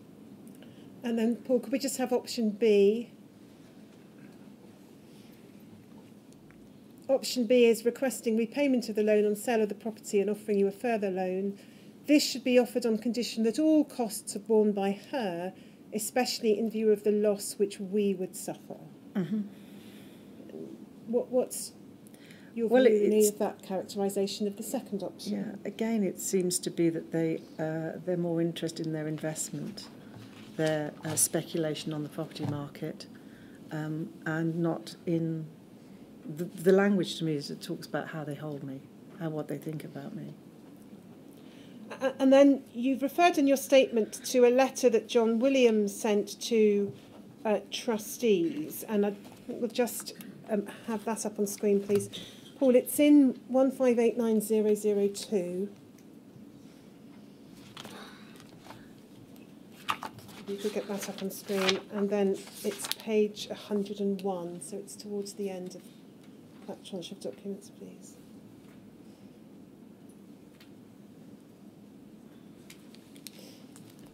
I think this is the letter that you quote in your statement. If we could have the third paragraph beginning, I'm afraid, highlighted.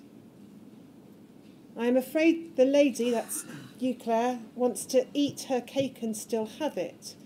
She conveniently forgets the rent-free living she has enjoyed for 7 years. It is not true that our decision prevents her from moving. It may well prevent her from buying outright so that she can continue to live rent-free, but that is not really our concern. How does seeing that letter, which you refer to in your statement, make you feel? I obtained that letter through data protection some years ago, and that's when I realised just how the contempt that they had for me in those years when I was, grieving, living with HIV myself, traumatised, and this is how they treat me. It was of their making. It's their making the equity loan. It was the only option, and so then they continue to beat me. It's like used to beat me with a stick every time I'm trying to sort it out. There was never any support or help. The attitude was, and obviously seeing the internal documents and how they treated me, that's actually how they saw it. It was an investment that they wanted to return. And can we just have the next paragraph, please, Paul? and again you've quoted this in your statement, Claire, this is about the 5th ghost stop on sale since her husband died. If account was taken off this mortgage subsidy or even to the lost interest by the trust, this couple, Brian of course was dead by this time, would rocket to the highest paid beneficiary. In my letter, please note, I've expressed my doubts the trustees would consider any further concessions. I believe that if the current offer, which is really quite generous and was made with justifiable reluctance on the part of most trustees, is not taken up by the end of February deadline, our future policy should definitely be the contract, no more, no less. You were trying, I think, to move out of the home in which your husband had died, to make a little bit of a fresh start. Yes. How did the Macfarlane Trust's response to your requests to them impact upon your life at that time? It was preventing me from moving on. So what I wanted was a dialogue about the actual the origins of that charge on my property, and to try to come to some resolution. I was shackled, and I've used that word, shackled to this trust. I couldn't move. I couldn't develop my career. I couldn't live unless they wanted me to pay it back, and it being the profits they made out of my dying husband, a man dying of AIDS who'd had to sign, was forced to sign his home away when he was dying. And that was very much for me the position I was coming from. And I felt there was no support, there was no understanding of that, there was a complete reluctance, and they are using this. This was their investment. And there are other, I'm not sure of the other letters, but I mention it in my statement, where John Williams talks about giving the original loan and says that these two are both positive. You know, we're both.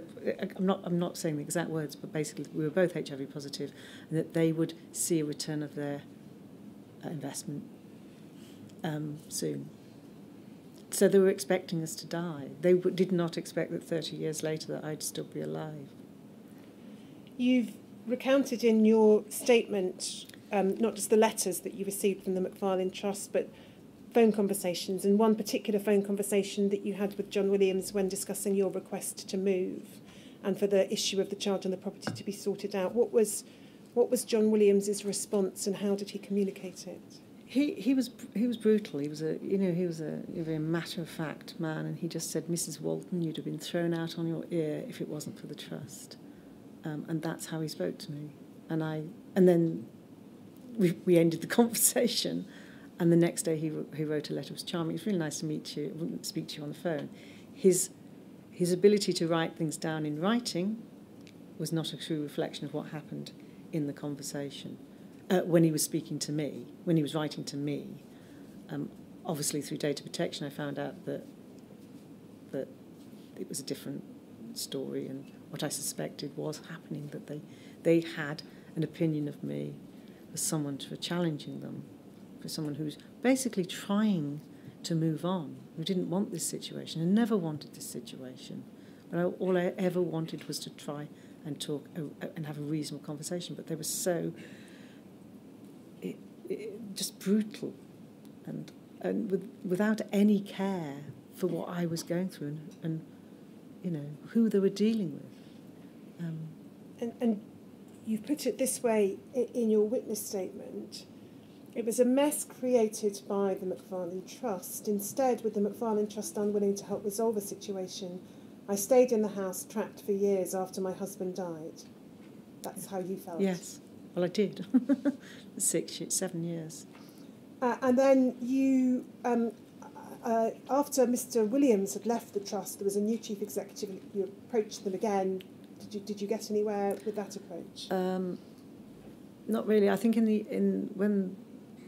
by the time there was a new chief exec, I eventually got a meeting with some trustees. And I said, I want to move. I wanted to come to London and to live in London. I had opportunities. It was preventing my life. It was holding my life. I had held it for good, I think, about 7 years by this time, six years. And At that meeting, the chief executive said to me, it was a woman, can I say her name? Yes. Yeah, well, Anne Hithersay was the chief executive at the time. She just turned to me and she just said, don't worry about it. Like, don't worry about it. It'll just go. You know, and I said, well, it's like, you can't just go. It's a legal charge on my property. It's just set in a deed unless you take it off. But it's almost like it'll just get wiped off. It didn't.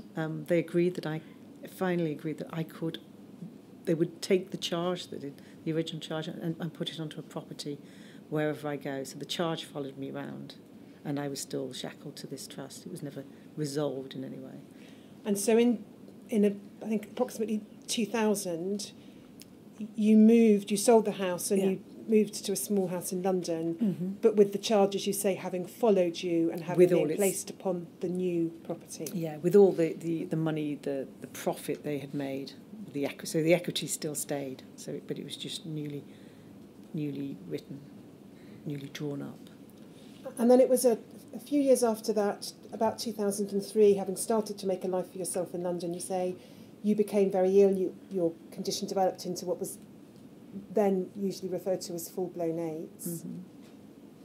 And there came a point where you decided you wanted to move away from London to be close to your mother.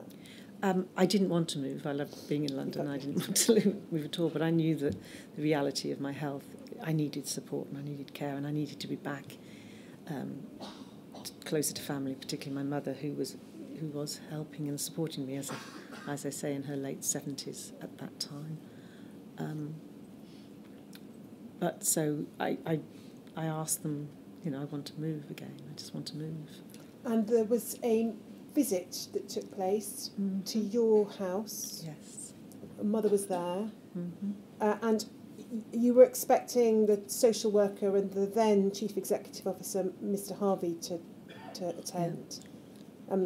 But in fact, the social worker didn't attend, and Mr. Harvey was accompanied by one of the trustees, Mr. Spellman. Yes. And what can you recall about that meeting, which we know took place in about August 2005? It was a very unpleasant conversation. I was very ill at the time. I at the time was recovering. This is in August of 2005. I was recovering from health. As it turned out, I ended up back in hospital a month later. But and all I was interested in was trying to sort of settle and try to get back to to be able to move the home, move the house, sort this mess out again, if you like, so that I could move. And Mr. Harvey and Mr. Spellman they were two like businessmen, if you like, sort of coming into my home and trying to do deals and were not very pleasant to me. I wasn't well. My mother was there. She was pleasant. And then they started sort of doing negotiations around knocking part. They agreed the profit should come off from the it should come off. They would stop the profit they'd made, because that was my biggest thing to them, is that you've been making profit. You've been making profit out of a dead man who died, and Martin Harvey agreed. Oh, well, we won't have that. Then we'll move the charge without profit. I thought, well, this is some kind of result, and so they then went away. What actually happened when you saw the papers that were drawn up subsequently? They agreed to just knock the profit that was made. I can't remember which way around from the London. What you've said in your statement was Warwick they took the profit off the profit from the London house, which you hadn't owned for so long, but not from the original property. Yeah. And actually, looking back now, and I think there was something that happened in charity law, I think, around that time, and I think it was about profiting and making profit from people. I think there's something about profiting that I found out only very recently, and I thought that's very interesting. It's very interesting that they did that at that point. You've supplied us with a photo. It's 1589005. This is taken from around that time, just to show your general state of health. Yes, and who they were dealing with at that time. So that's you then. Yes. You, subsequent to that meeting, you've seen, I think, a note that was prepared by Mr. Spellman and a memorandum that he prepared for the trustees. Yes. I'll take you to that in a moment. I think I should just say, it's right to note that Mr. Spellman has made a witness statement. You've seen it. It will be published along with your statement and along with a number of other witness statements that comment on matters that you've set out in your evidence. Is there anything that you've read in Mr. Spellman's statement that causes you to doubt your recollection of the meeting? No, it doesn't cause me to doubt. I disagree with what he's saying, or his. I just disagree. And if we could have on screen, please, Paul, 1589002, and go to page 97, please.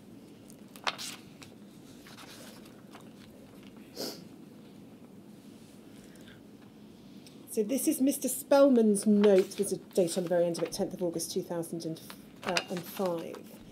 And you've said in your witness statement, reading this, you find it unpleasant to read what you think is the contempt in which you were held.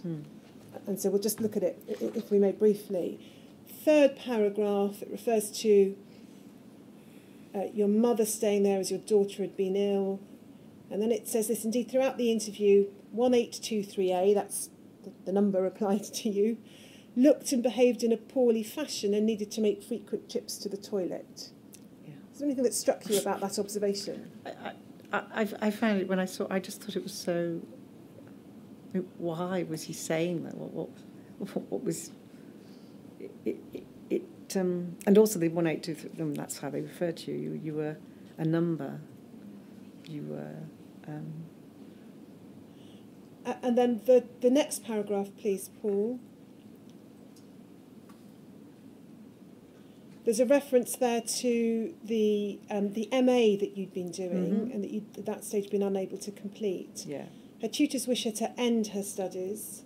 She's reluctant to do so as her current student status exempts her from council tax. Was that the reason you? That wasn't the reason, but that the why give up. I needed to see how well I was and whether I was able to go back, and being off ill, that did exempt me. So it was a bill I didn't need to pay. And then if we could have the paragraph beginning 1823A was distressed. Was distressed to learn we didn't think it would be a simple matter to transfer the equity in her Wood Green home to a higher priced property in Warwickshire.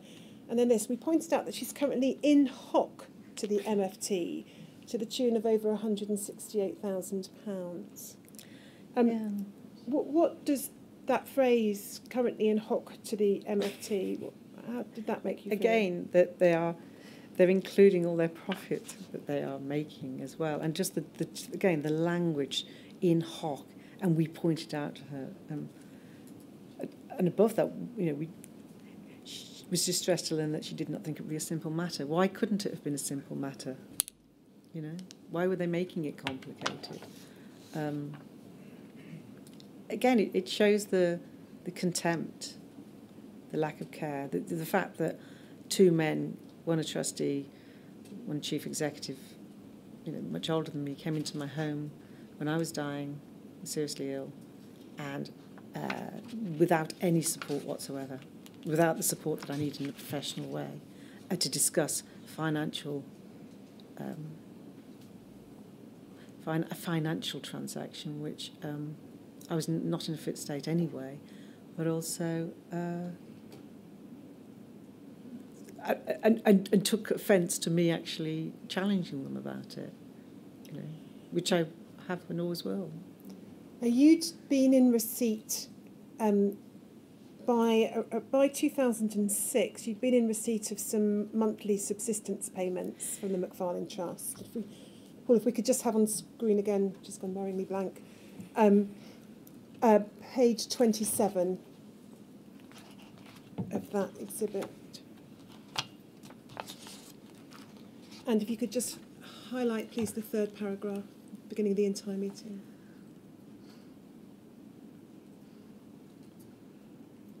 So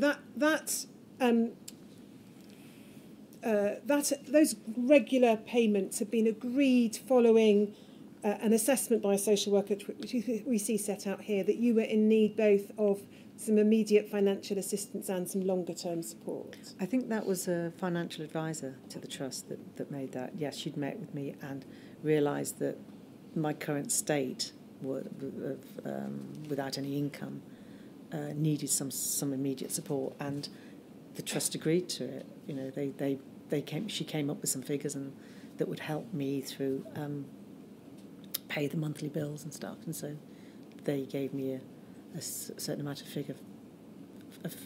amount of money that would obviously get reviewed at some point. So, and in about 2006, you were told without warning that those payments were going to be stopped. Is that right? Yes, they just stopped them, but it was yes.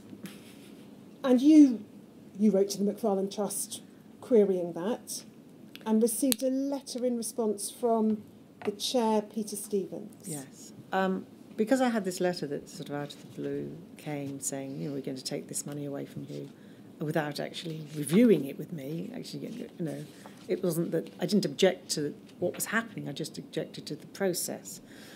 I had a telephone conversation with Martin Harvey, the chief executive, and told him this was, this was no way to deal with people. You need to have a proper review. You need to contact me. You need to ask me what my situation is, and left it at that. And then within a few days, I received a letter from the chair. And Paul, that's page 15, please, of this exhibit. Can I just ask you to highlight the date first of all? 13th of March 2006. Yeah, Was that a significant date? It's a significant date. It's the 13th of March 1993, so 13 years after my husband had died.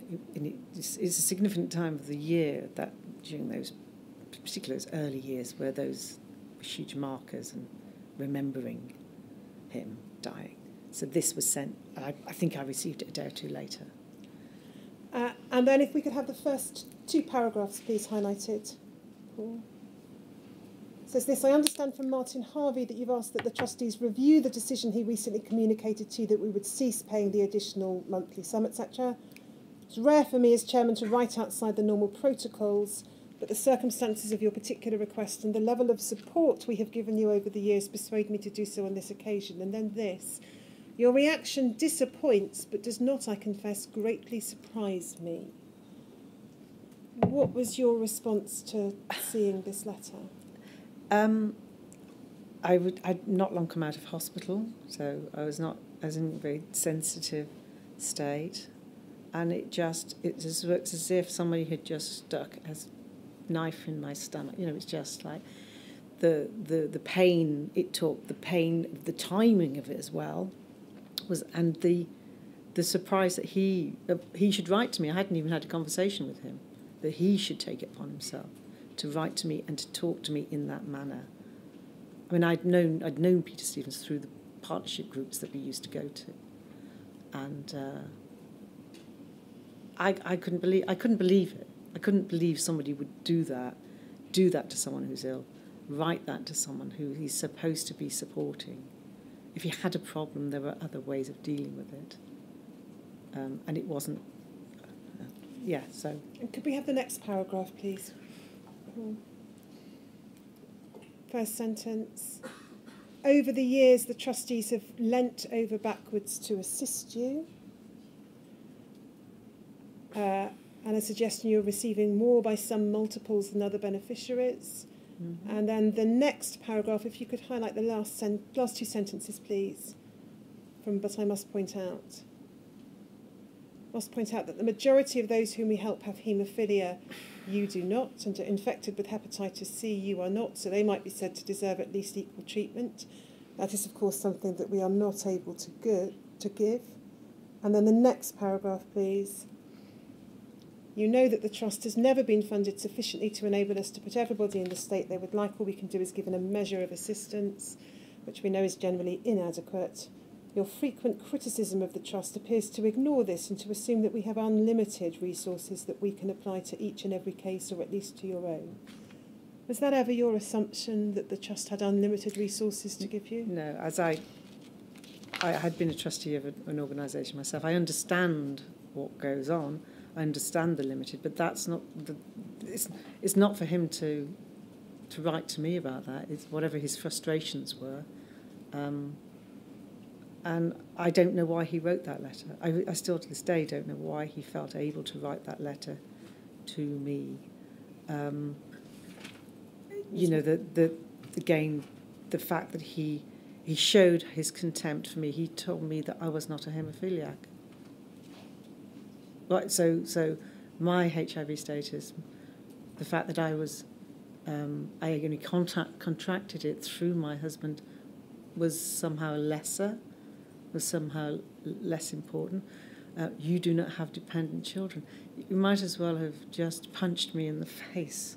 I didn't have children because my husband died. I mean, it was the level, it was the language, it's the level of how he thought about me, and why. Why did the chair of the organisation that's set up to support feel able to write to me? I mean, why? And if we could just look at the second... The information he appears to be giving is that your request is going to be acted on at the next trustees' meeting, going to be put before the trustees, and the rest of it is simply expressing views about you, isn't it? So he's expressing views about me that I think is why should he write to me like that? I mean, I don't know. And if we could just pick up the second page of this letter, please, Paul, just to help make sense of your response to it. You are, of course, entitled to ask us for help. You're not entitled to receive it any more than anybody else does. And then there's a reference to limited resources. And then he says this: I do suggest that you might give some consideration to the fact that you're but one of some hundreds of people who look to us for assistance, many of whom are less articulate than you, do not have the benefit of owning any property as you do, have dependent families, which you do not, and whose health is much more compromised than your own. And then the reference that the chair has picked up there: will be in touch again after the trustees have undertaken the review you request. Now, to me, that's brutal. To me, that is, you've stood out of line, we're going to give you a good thrashing. That is how I see it. That's how I see it. I think, and I cannot see any justification for that language, that attack on me, and particularly given, the state.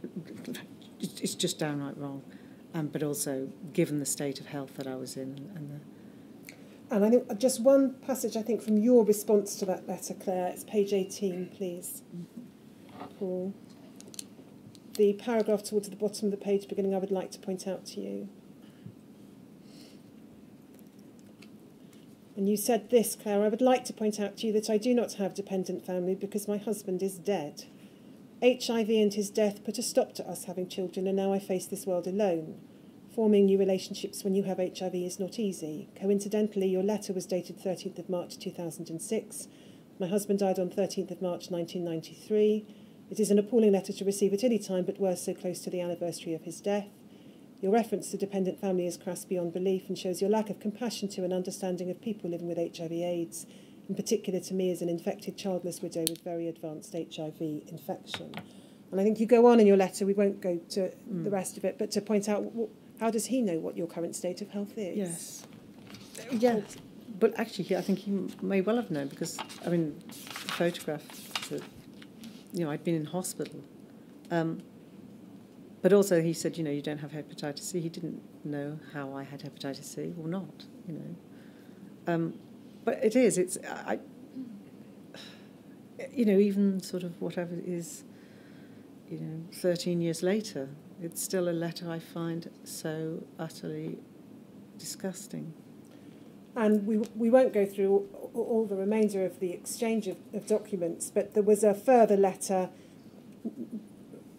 to the caseworker, I think at the Terence Higgins Trust, who was helping you with the grievance and complaint that you subsequently lodged. which said that the trustees and the chief executive have felt that you've shown little appreciation of the extent to which you'd received exceptional treatment over the years. Did you feel you'd received exceptional treatment over the years? I don't know. I mean, I was aware that I'd been supported in some ways. I don't know how that compared to anybody else. They make the decisions. They know who they're supporting. It's their decisions. You know, you don't go in there and grab the money. They give. If you ask for something, they give it to you. So I've no idea. But they talk about exceptional conditions. They talk about the sort of rocket to the highest paid beneficiaries. The language they use. You have to remember, my husband was HIV positive and died. I was a widow and I was also infected. So my situation was quite exceptional amongst the community as well. So I don't know, and I just feel that whatever they were doing, it was their choices that they were making, it's their decision making. They had to back up their own decisions. If they thought that I was giving exceptional help, then it's because I needed that exceptional help. If they felt that way, it wasn't for me to, toff my cap and thank them. And I think this is the nature. I think they were expecting me to be grateful. And as I pointed out, I appreciate the sort of concern. I appreciate those that made effort and were supportive, people like the financial advisor, etc. But what did he want in terms of gratitude? And I think if we just go, please, to page 82 of the clip of documents, Paul. The penultimate paragraph beginning, I have to ask. Could you just highlight that? So this is a letter, Claire, that, again, you've obtained from your files. It's a memo, 2nd of October 2006, from the chair to the trustees. And it says this: I have to ask for the board's guidance. It's, of course, wholly inappropriate that Martin, that's the chief executive officer, should be in any way criticised. If it's felt that I behaved improperly, I'm willing to apologise to 1823A. The primary objective should, I think, be to bring to an end the waste of Martin's and others' time on this matter. It would be good if, as a secondary objective, we could attain a satisfactory ongoing relationship with 1823A, but that, I fear, is beyond us. What's your response to that document? It wasn't Martin. It was I was complaining. I think it was about Peter Stevens, because I actually asked Martin for I wanted to make a complaint, and I said, what's the complaints procedure? And he said, we don't have a complaints procedure because no one ever complains. And so it took, I think it was the determination that I had in actually trying to put right or wrong, trying to hold them to account that put me in a difficult relationship with them. The relationship I had with the trust was it wasn't unique, but it was certainly rare that we had this. I was basically shackled to them because of the charge of my property, and I was trying to get that resolved in some way. I think because I was also calling them to account that they didn't like. We tried so hard. Some of us tried so hard to call them to account, and they were unaccountable. And you ultimately received a letter of apology from the successor chair. Yes. We've got that at 1589006, please, Paul. This is the 16th of May 2007. And I think you'd attended a meeting and explained your concerns. Yes. And if we have the second page, please, the second paragraph highlighted.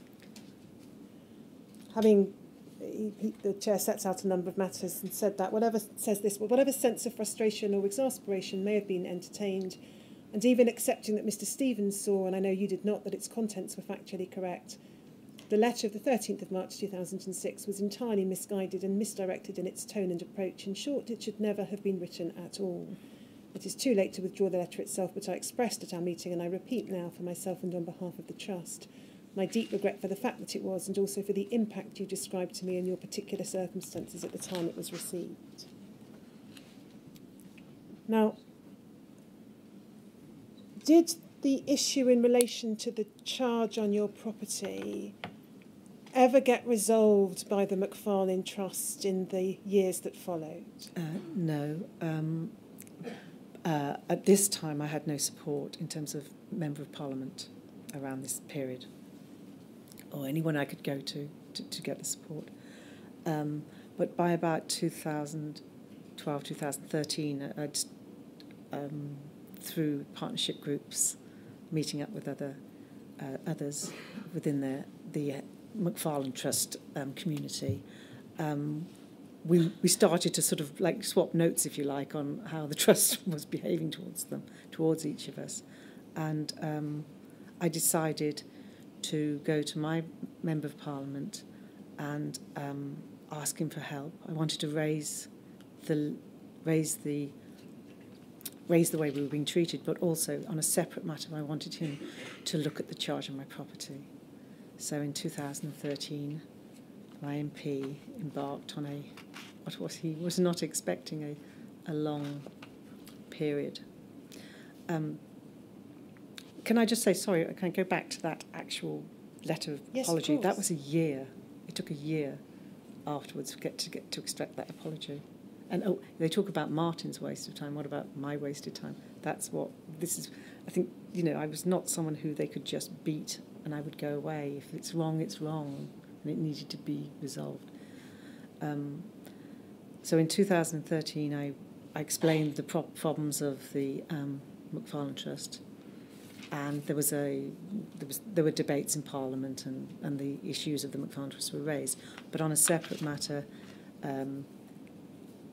Nadeem Zahawi, my MP, he wrote to the then chair, Roger Evans, and said, could you explain the circumstances of the charge on Mrs. Walton's property? And it was as simple as that. It was quite instead of trying to, we were going to ask them to explain. And he wrote back and said, I can't explain, none of us were around at the time. The letter's there, and basically you don't want to deal with this woman, and we've had lots of meetings with her, which wasn't true. I'd never met with Roger Evans over my house. And, you best spend your time as a Member of Parliament raising, awareness and funds for us. That was the basically gist of the letter. You've actually got the letter. And there was a point in time at which your MP made speech in a debate in which he criticised the McFarlane Trust, called it unfit for purpose.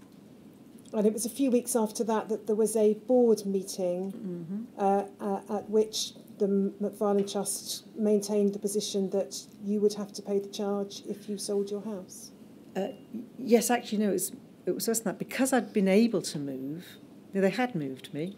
It took a long time, 7 years from one property to the next, and they'd moved it. I needed some kind of, I needed some resolution over this charge in some way, that I had to go and ask them whether I could move. This was a curtailment of my freedom to think, I'll apply for a job. Oh, yes, I'll sell the house. I needed something in writing from them, or to at least resolve it, at least to talk about it, have a discussion about it. That was my at that period, my approach.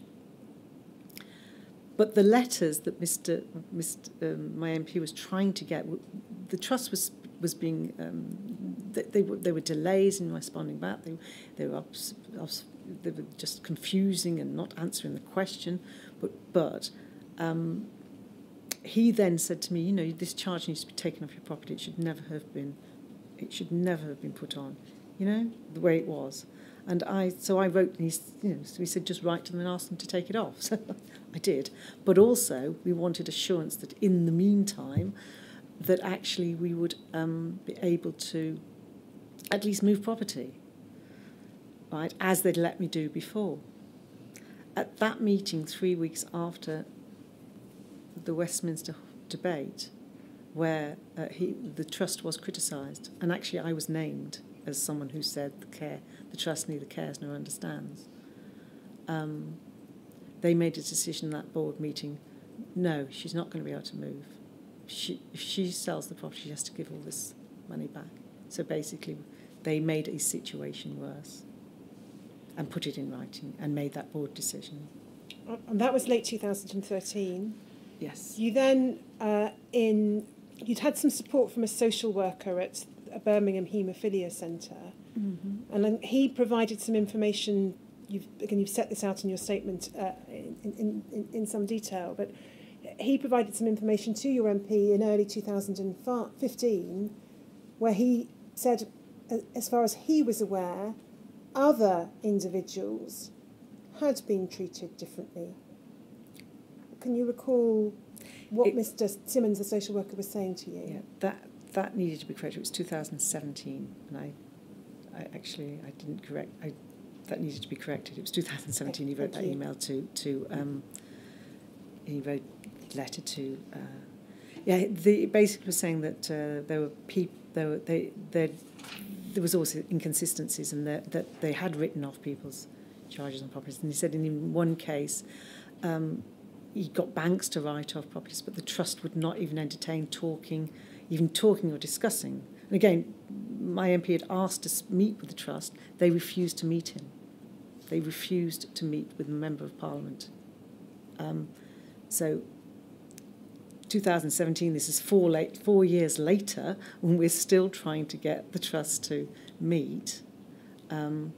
This is what the social worker wrote to Nadeem to inform them. He said that he, in his negotiations, he'd actually managed to negotiate, we'd actually managed to get grants. He said some people were given grants and others were given loans. Some of those loans were then secured against people's property. It was all inconsistent. But one of the things he said was that he'd actually managed to get a grant for one beneficiary for £55,000 in 1 year alone for one particular beneficiary. And it was a matter of if your face fitted.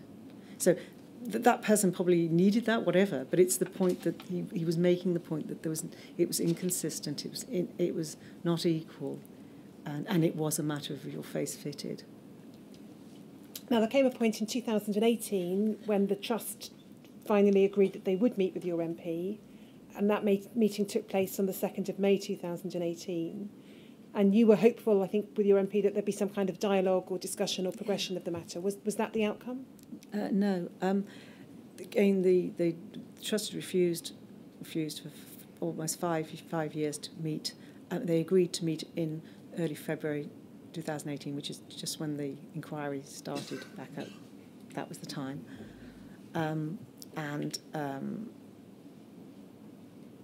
It was a long process. It was, they'd agreed in February, but maybe people's diaries, whatever. It was May. It was exactly a year ago today we met. We met in Paul Culler's house. And I just left them do the talking. I just thought, let my MP finally talk with the chair of the McFarlane Trust. And,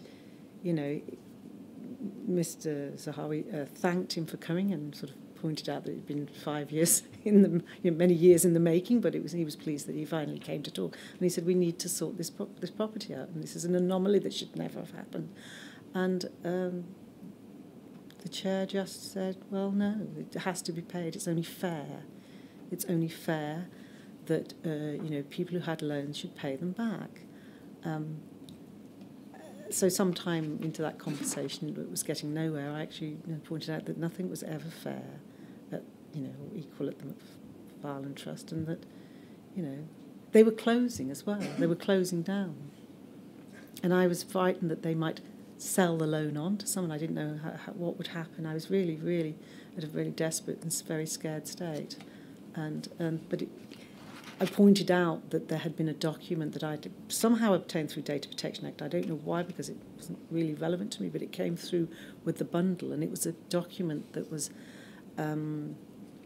it was an internal document about the loans and about the loans register that they had and how it had got lost, and in between one change from one chief executive to the other, and that actually this meant that they really weren't sure about what the loans were.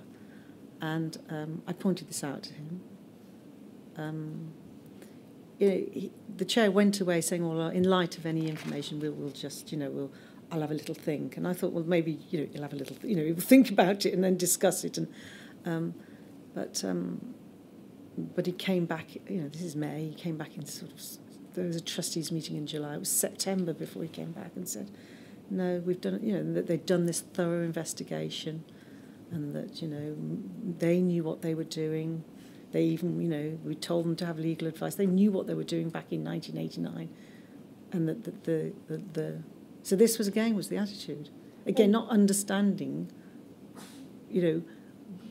and not calling me for any, to give any information about my recollection of what went on, and the fact that they said, you knew what you were doing.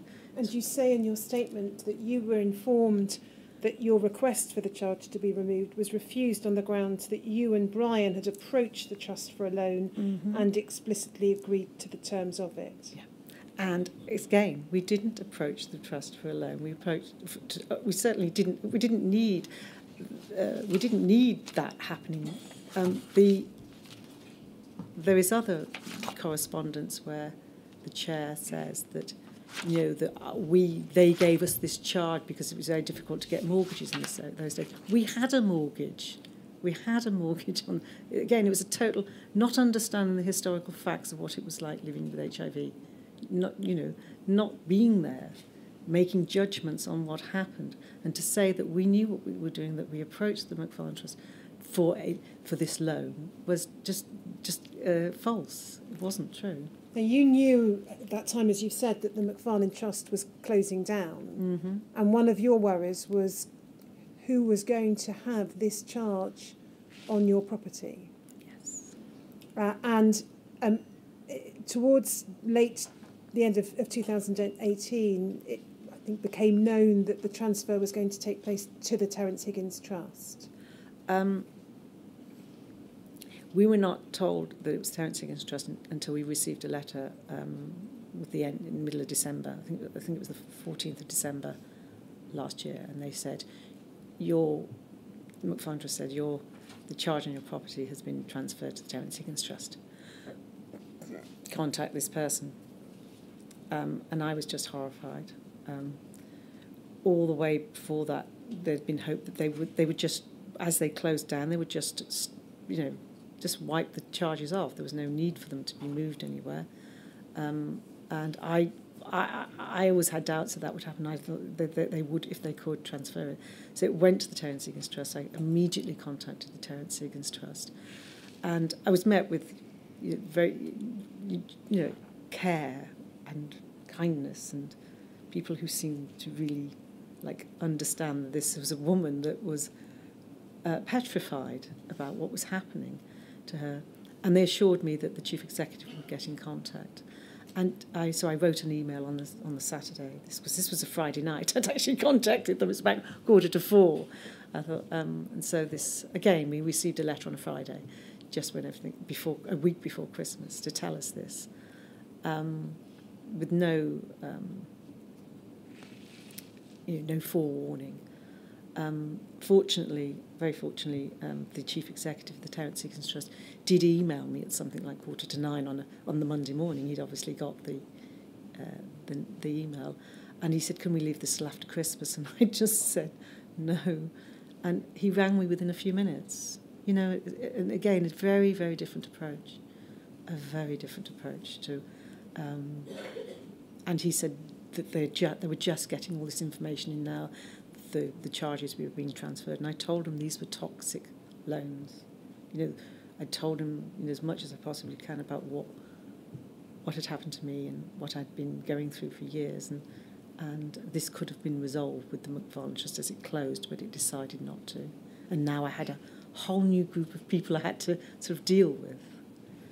And at the time you drafted your statement, you were concerned because there was an ongoing process of review by the Terence Higgins Trust that was not happening as quickly as you hoped it might. And I think you were told by the chief executive that there was going to be a trustees meeting in March 2019, and you described that you were frightened. Yes, I was frightened. Perhaps you could explain why. Yeah, because I didn't know who I was dealing with. I mean, it was very warm, the initial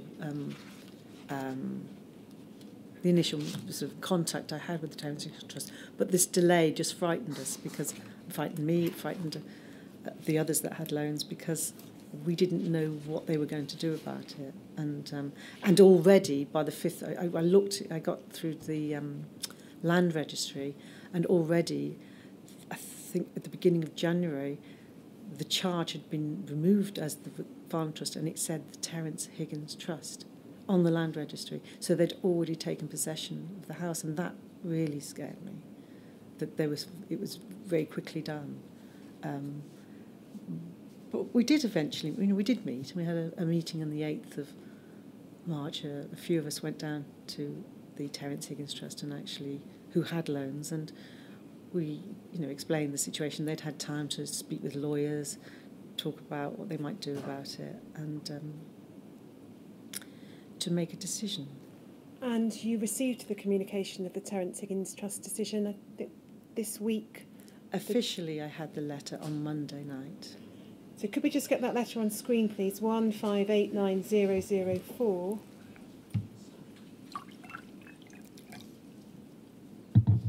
We have the second paragraph. Highlighted, please, Paul. So it refers to, we've undertaken a review to consider the financial and emotional impact of the loan. We're grateful to you for assisting with these inquiries, and it refers to a report prepared by an independent consultant. And then could we have the next paragraph, please? And we can see there it says, I'm pleased to advise you that we've decided to accept the recommendations in the report, and therefore your loan is being written off with immediate effect. We do not consider that you are currently or are likely to be in a position to repay the outstanding loans without causing financial and emotional hardship or distress, and writing off your loan clearly meets the charitable objectives of the McFarlane Trust.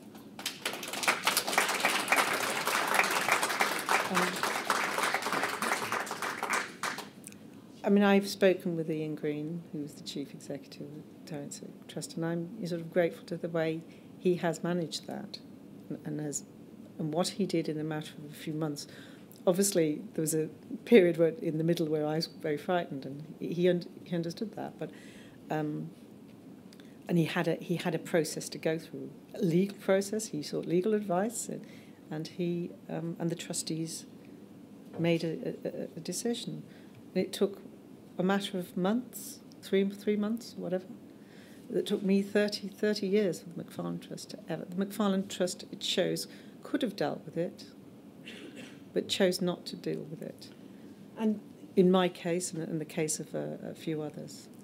And it's been pointed out, I think, by you, Claire, that this writing off of the loan has not been done because it meets the charitable objectives of the Terence Higgins Trust, although it might well do so, but because it meets the charitable objectives of the McFarlane Trust. Mm-hmm. And they could have done it. They chose not to do it. They could have done it to all the loans that they had.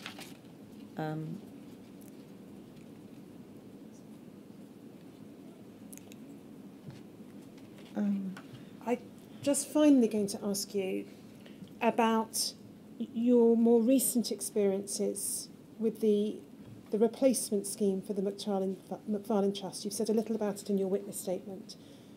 Before we do so, I won't take you to the document because it's a phrase you're familiar with, but there's McFarlane Trust documentation which identifies the category of beneficiary into which you were regarded as falling, and it's infected intimate. How has that phrase made you feel over the years? It's a really crass. It's not.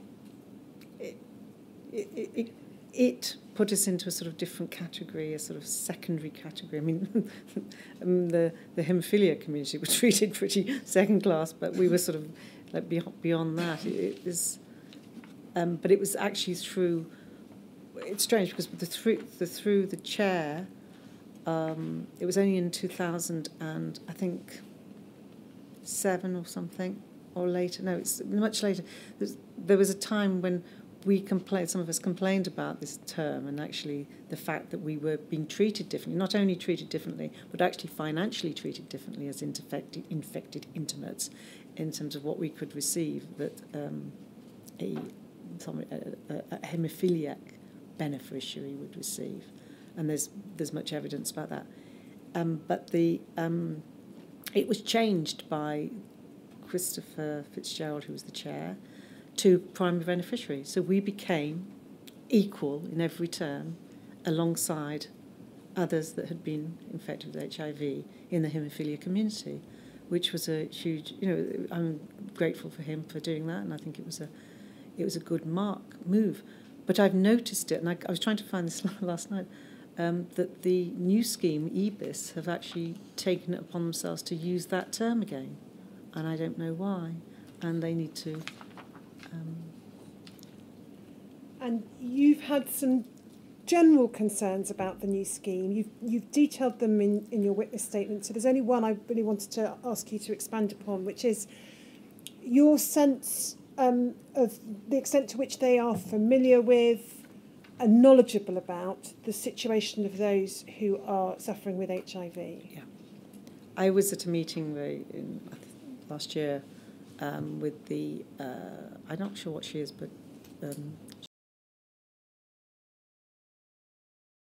and I was questioning the fact that I decided to apply for a funeral plan. I thought, well, there's a funeral plan there, I might as well get that paid up in advance. And I was rejected, and I was told you can't because you're HIV positive. And only those with hepatitis C stage 2 can receive a funeral plan. And I said, well, why is that? Because actually in every other way the level is the same. The HIV is the same payments, it's the same. And she said, it's because it's a manageable, HIV is a manageable condition. And I challenged her. I said, well, where do you get your information from? And she said, oh, we have a doctor, this doctor that they refer to, an HIV consultant. And I said, well, can I have that, evidence that that's what she's saying? And it turns out, and what she didn't, through the conversation, she sort of admitted that, well, actually, she got the information off the internet. This is a scheme, and I, as I pointed out to her, if you look up HIV now, it becomes a manageable condition. If you're newly infected, and that and even then, it's still not a curable. It's not something people want to receive, having HIV, because it's still not curable, and you take medication for the rest of your life. So. But we're talking about a community that have been infected for 35 years, who've gone through chronic illness, who've got mental health and anguish and all sorts of the drugs that they've been taking. And you cannot sit there and just get the information off the internet and say HIV is a manageable condition. But because there are few people that are HIV within the scheme, that are specifically HIV. That voice isn't always heard, and I made it quite clear to her. But still, the appeal came back, and no, you can't have it. So, it's in the grand scheme of things. It needs to be dealt with in some way, and they need to be have education around HIV as it stands, and advocacy for those of us who've been living with HIV for decades. That's what they need. Claire, those are the questions I wanted to ask you. We've got your statement, which deals with a handful of other matters, but that's part of the inquiry record. And I think that the inquiry will be looking more generally at the operation of both the old and the current trust and schemes. Is there anything else you wanted to add to your evidence at this stage? Yes, just one thing. Yes, of course. During the course of trying to get the McFarlane Trust, trustees, and I take the whole board as responsible.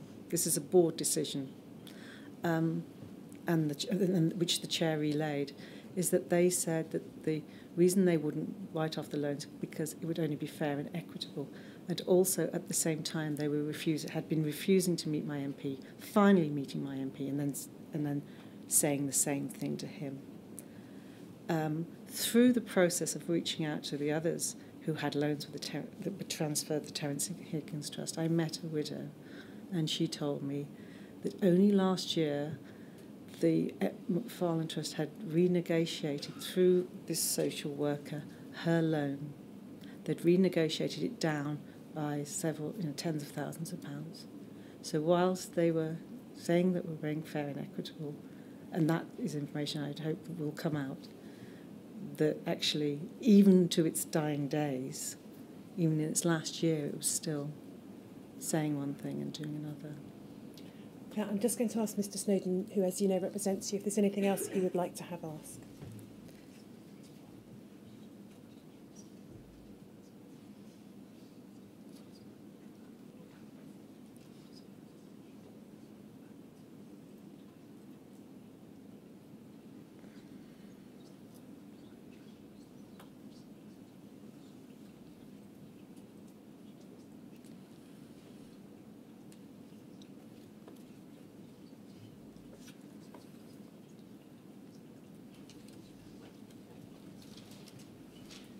there's one further document from the Macfarlane Trust material relating to the 2006 letter that Mr. Snowden asks that I draw your attention to.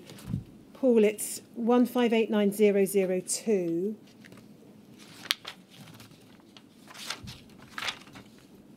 And it's pages 20 and 21. I don't know whether you could put 20 and 21 side by side, please.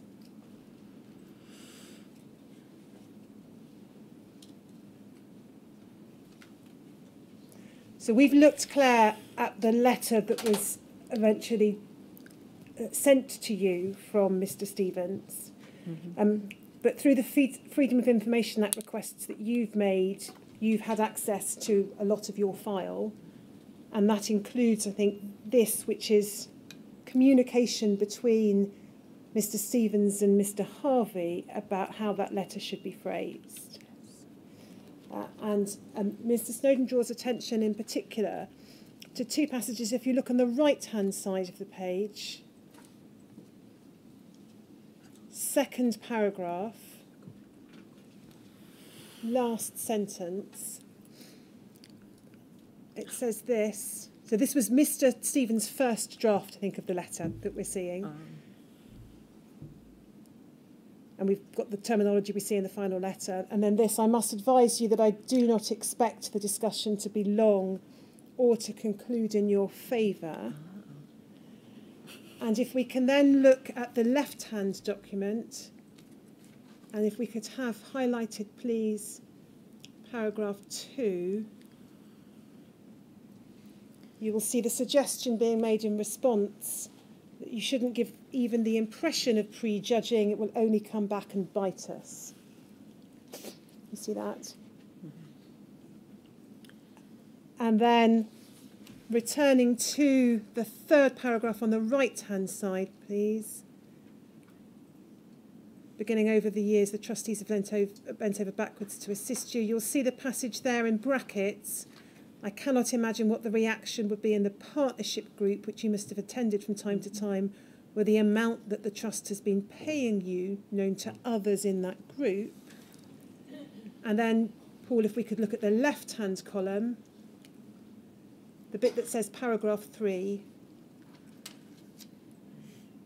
we'll see the suggestion that comes back. I think the bit about the partnership group is a possible hostage to fortune. I agree with it, but she may have told one or two about the funding. The point is I cannot be sure she has not. Now, Mr. Snowden's asked me to draw that draft to your attention. I think you've seen these documents before in any event. Can I invite you to say whether you've got any particular observations or comments to make about that drafting exercise that was undertaken between Mr. Stevens and Mr. Harvey? It was under data protection that I got it, not freedom of information. When I saw this some years later, I suppose it resolved, it sort of fired up inside my belly, if you like, what I thought was going on all the time really was going on. And the reference to the partnership group, this is what they did, fighting a beneficiary against beneficiary. This is what, snippets of information. So, yes, that's all I can say. Thank you. I've no further questions for you, Claire. Sir? Well, thank you very much indeed, Claire, for giving such powerful evidence and drawing the attention of the inquiry to the correspondence to which you have been subject. Thank you very much. Thank you.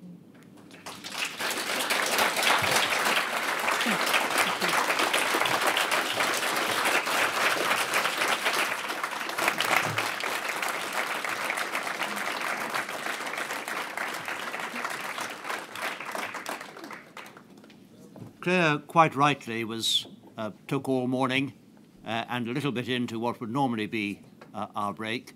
We'll take a break now, shall we, until it'll be 2:20. That's a little bit shorter than usual, but I hope no one minds before we come to the next witness. The next witness could be known by a number, but from what Claire was saying, I wouldn't want to call her anything like 18323A.